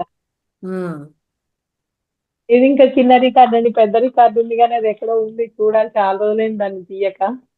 ఓకే. ఇది స్పైడర్ వర్క్ అంటారండి. ఇవన్నీ సాలెపురుగు గూడు. చూపిస్తే చాలు మేడం, బ్రిటిష్ వాళ్ళు పరిగెత్తింటారు. బాబోయ్ వీళ్ళ దగ్గర ఎంత టాలెంట్ ఉంది, మనమల్ని కూడా మనిషి కొట్టేస్తారు అనేసి. పాపం గాంధీ గారు అంత కష్టపడ్డారు. ఇదిగోండి ఇది కాశ్మీరీ వర్క్ అంటారు. అద్భుతం. ఇదేమో ఇందాక మామూలు చైన్ స్టిచ్ అనగా ఇది డబుల్ చైన్ స్టిచ్ అంటారండి. ఎన్ని రకాల స్టిచ్చెస్ ఉన్నాయి బాబోయ్ బాబు. ఇది చాలా తక్కువ అండి. ఇంకా ఇది కుందన్ వర్క్ అండి. ఓకే. కుందన్స్ ఓన్లీ కుందన్స్ ఒక ఆడకి కొంచెం చిన్న. ఇది ఫెదర్ వర్క్ అంటారు. ఓకే.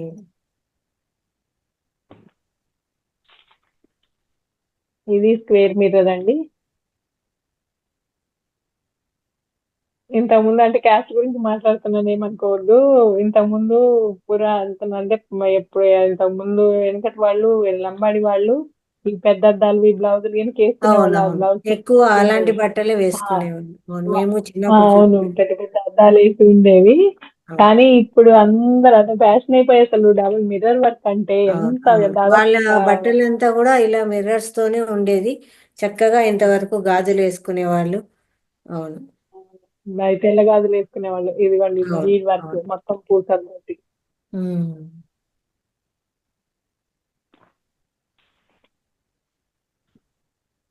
ఏమో చెరీస్. ఇదిగోండి కుట్టాను. బాగుంది. బోన్ క్రియేషన్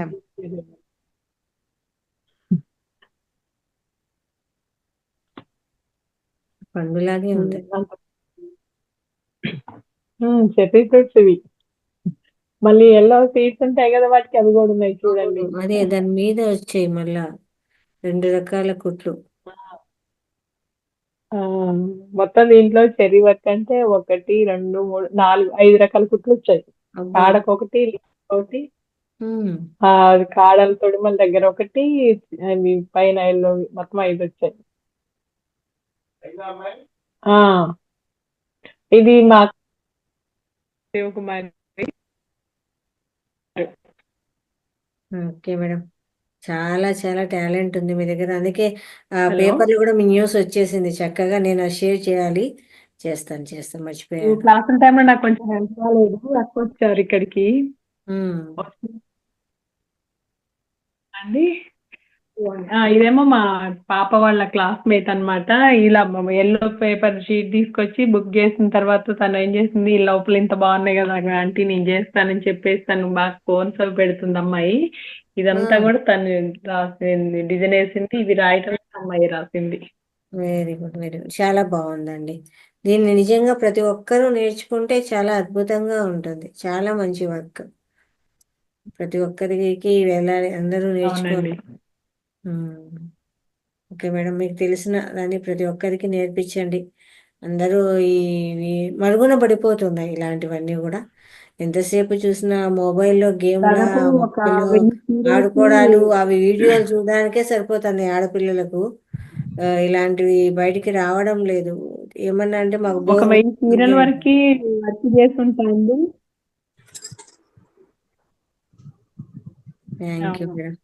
ఒక 1000 చీరల వరకు వర్క్ చేశానండి. ఒక 1500 చీరలకి పెయింటింగ్ చేశాను. Very good, very good.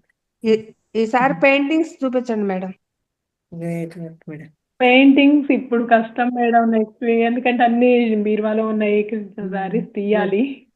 Okay okay, no మీకు ప్రాబ్లం. చూపిస్తాను తప్పకుండా వర్క్ శారీస్. అంటే నా ఇక్కడ ఉన్న అంటే బెంగళూరులో మా ఫ్రెండ్ ఉంటుంది హిందూపురంలో. మీ వాళ్ళు బ్రాహ్మిన్స్ వాళ్ళు. ఆ అమ్మాయిది ఇక్కడ పాల్వంచ్ అనమాట వాళ్ళ అమ్మగారు. తను నా ఫ్రెండ్ అనమాట. అట్లా అమ్మాయి అక్కడ నుంచి చీరలు పంపించడం అట్లా చేస్తే అప్పుడు హ్యాండ్ వర్క్స్ బాగా ఫేమస్ అన్నమాట. ఎన్ని చీరలు కుట్టేవాళ్ళం అక్కడక్కడ బంచెస్ లాగా, బోర్డర్ లాగా, ఆల్ ఓవర్ లాగా. అసలు ఎలా కుట్టాము కూడా ఇప్పుడు అవన్నీ చూస్తే నేనే కుట్టాను అనిపిస్తుంది నాకు. ఇప్పుడు అంత ఓపిక అట్లా ఓర్పు ఎవరికి చేసేవాళ్ళం. ఉండట్లేదు మేడం. అసలు నిజం. అంత కుట్టేవాళ్ళు కూడా ఎవరు లేరు. చాలా చాలా ఏమనిపించదు, ధన్యవాదాలు. ఎంతైనా మీరు కుట్టాలనిపిస్తుంది, మంచిగా నేర్చుకున్నది అనిపిస్తుంది. కానీ ఎంత ఓపికగా నేర్చుకున్నది అందరికీ రాదండి. అది ఒక పెద్ద టాలెంట్. ఈ 64 కళల్లో అది కూడా ఒకటి అంటాం కదా, అలాంటి కళ మీ దగ్గర ఉంది. ఆ కళను అందరికీ మీరు నేర్పిస్తే ఇంకా అద్భుతంగా ఉంటుంది. అది అక్కడ మరుగున పడుకోకుండా అందరికీ అవునండి. రావాలా, బయటికి రావాలా, అందరికీ నేర్పించే ప్రయత్నం చేయండి. ఒక 600 మందికి టైలరింగ్ అవి నేర్పించాను మేడం. ఈ స్టిచ్చింగ్, కుట్లు, అల్లికలు, ఈ మిషన్ నేర్పించాము. అప్పుడు జాబ్ చేసేవాళ్ళము, దాని ద్వారా నేర్పించాము. తర్వాత ఇంటి దగ్గర కూడా ఎవరైనా నేర్చుకుంటానంటే పిల్లలకి కానీ పెద్దోళ్ళకి కానీ నేర్పించాము. ఓకే, చాలా వరకు ఇప్పుడు 600 మందికి నేర్పిస్తే దాంట్లో ఒక 30-40 మంది అయినా ఓన్ గా షాప్ పెట్టుకోవటం, ఇంట్లో కుట్టుకోవటం చేస్తున్నారు. నేను ఒకవేళ వాళ్ళందరూ నాకు గుర్తులేకపోయినా వాళ్ళకి నేను గుర్తుండిపోయాను ఇప్పటికీ అది కూడా. Great work. సార్ మీరు నేర్పించబట్టే మేము ఒక నేర్చుకొని ఇలా షాప్ పెట్టుకోగలిగినాము, 4 రూపాయలు సంపాదించుకోగలుగుతున్నాము, ఆడవాళ్ళం ఏం చేస్తామో అనుకోకుండా ఇలా నేర్పించినందుకు మంచిగా ఉందని చెప్పి చాలా మంది చాలా హ్యాపీ అనిపిస్తుంది నాకైతే. వెరీ ఎందుకంటే మనకు వచ్చిన పని మన దగ్గరే ఉంటే ఒకళ్ళకే ఉండిపోద్ది, నా కుటుంబానికే ఉంటుంది. అదే ఒక 10 మందికి నేర్పిస్తే వాళ్ళు సక్సెస్ అవుతారు కదా కుటుంబానికి. చాలా మంచిగా అనిపిస్తుంది నాకు, అదే తృప్తి. ఇప్పటికి కూడా అదే అనిపిస్తుంది అనమాట. ఇలా జాబ్ మళ్ళీ ఉంటే బాగుండేది. అప్పుడు పోయినాయి అంటే మైక్రో ఫైనాన్స్ లో చేసేవాళ్ళం అనమాట. ఇలా అవన్నీ తీసేశారు కదా రోషయ్య గారు వచ్చేసి. అప్పటి నుంచి అదే అనిపిస్తుంటది, ఎక్కడన్నా ఏదన్నా ఉంటే పోయి మనకు వచ్చిన వరకు మనం ఉన్నా పోయినా కానీ మనం నేర్పించిన వరకు ఉండిపోతుంది కదా అనిపిస్తుంది. ఇంతమందికైనా నేర్పించాలన్నట్టు ఉంటుంది తపన, కానీ ఆ అవకాశం ఇంకా రావట్లేదు మళ్ళీ. వస్తుంది వస్తుంది, ముందుకు వస్తుంది, సూపర్ ఖచ్చితంగా మేడం. వస్తుంది. చేద్దాం. Okay madam, thank you very much. చాలా మంచిగా చూపించారు మీరు. అలాగే మీరు మళ్ళీ రావడం క్లాసులకు మాకు చాలా హ్యాపీగా ఉంది. థ్యాంక్ యూ అండి, హెల్త్ ప్రాబ్లం వల్లే రాలేకపోయాను. ఓకే, మీరు మోటివేషన్ మళ్ళీ ఏంటంటే కొంచెం దగ్గు వస్తుంది, ఇబ్బంది పడుతుంటా, కూర్చోలేమో అన్నట్టుగా, అందుకు రాలేకపోయాను ఇన్ని రోజులు. ఇంకా కంటిన్యూ వస్తానండి తప్పకుండా. నెక్స్ట్ వీక్ చూపిస్తానండి శారీస్ అన్ని, పెయింటింగ్స్ వర్క్వి. Okay madam, thank you madam. Okay అండి, అందరికీ కూడా ధన్యవాదాలు. థ్యాంక్ యూ అందరికీ శుభరాత్రి అండి. Thank you.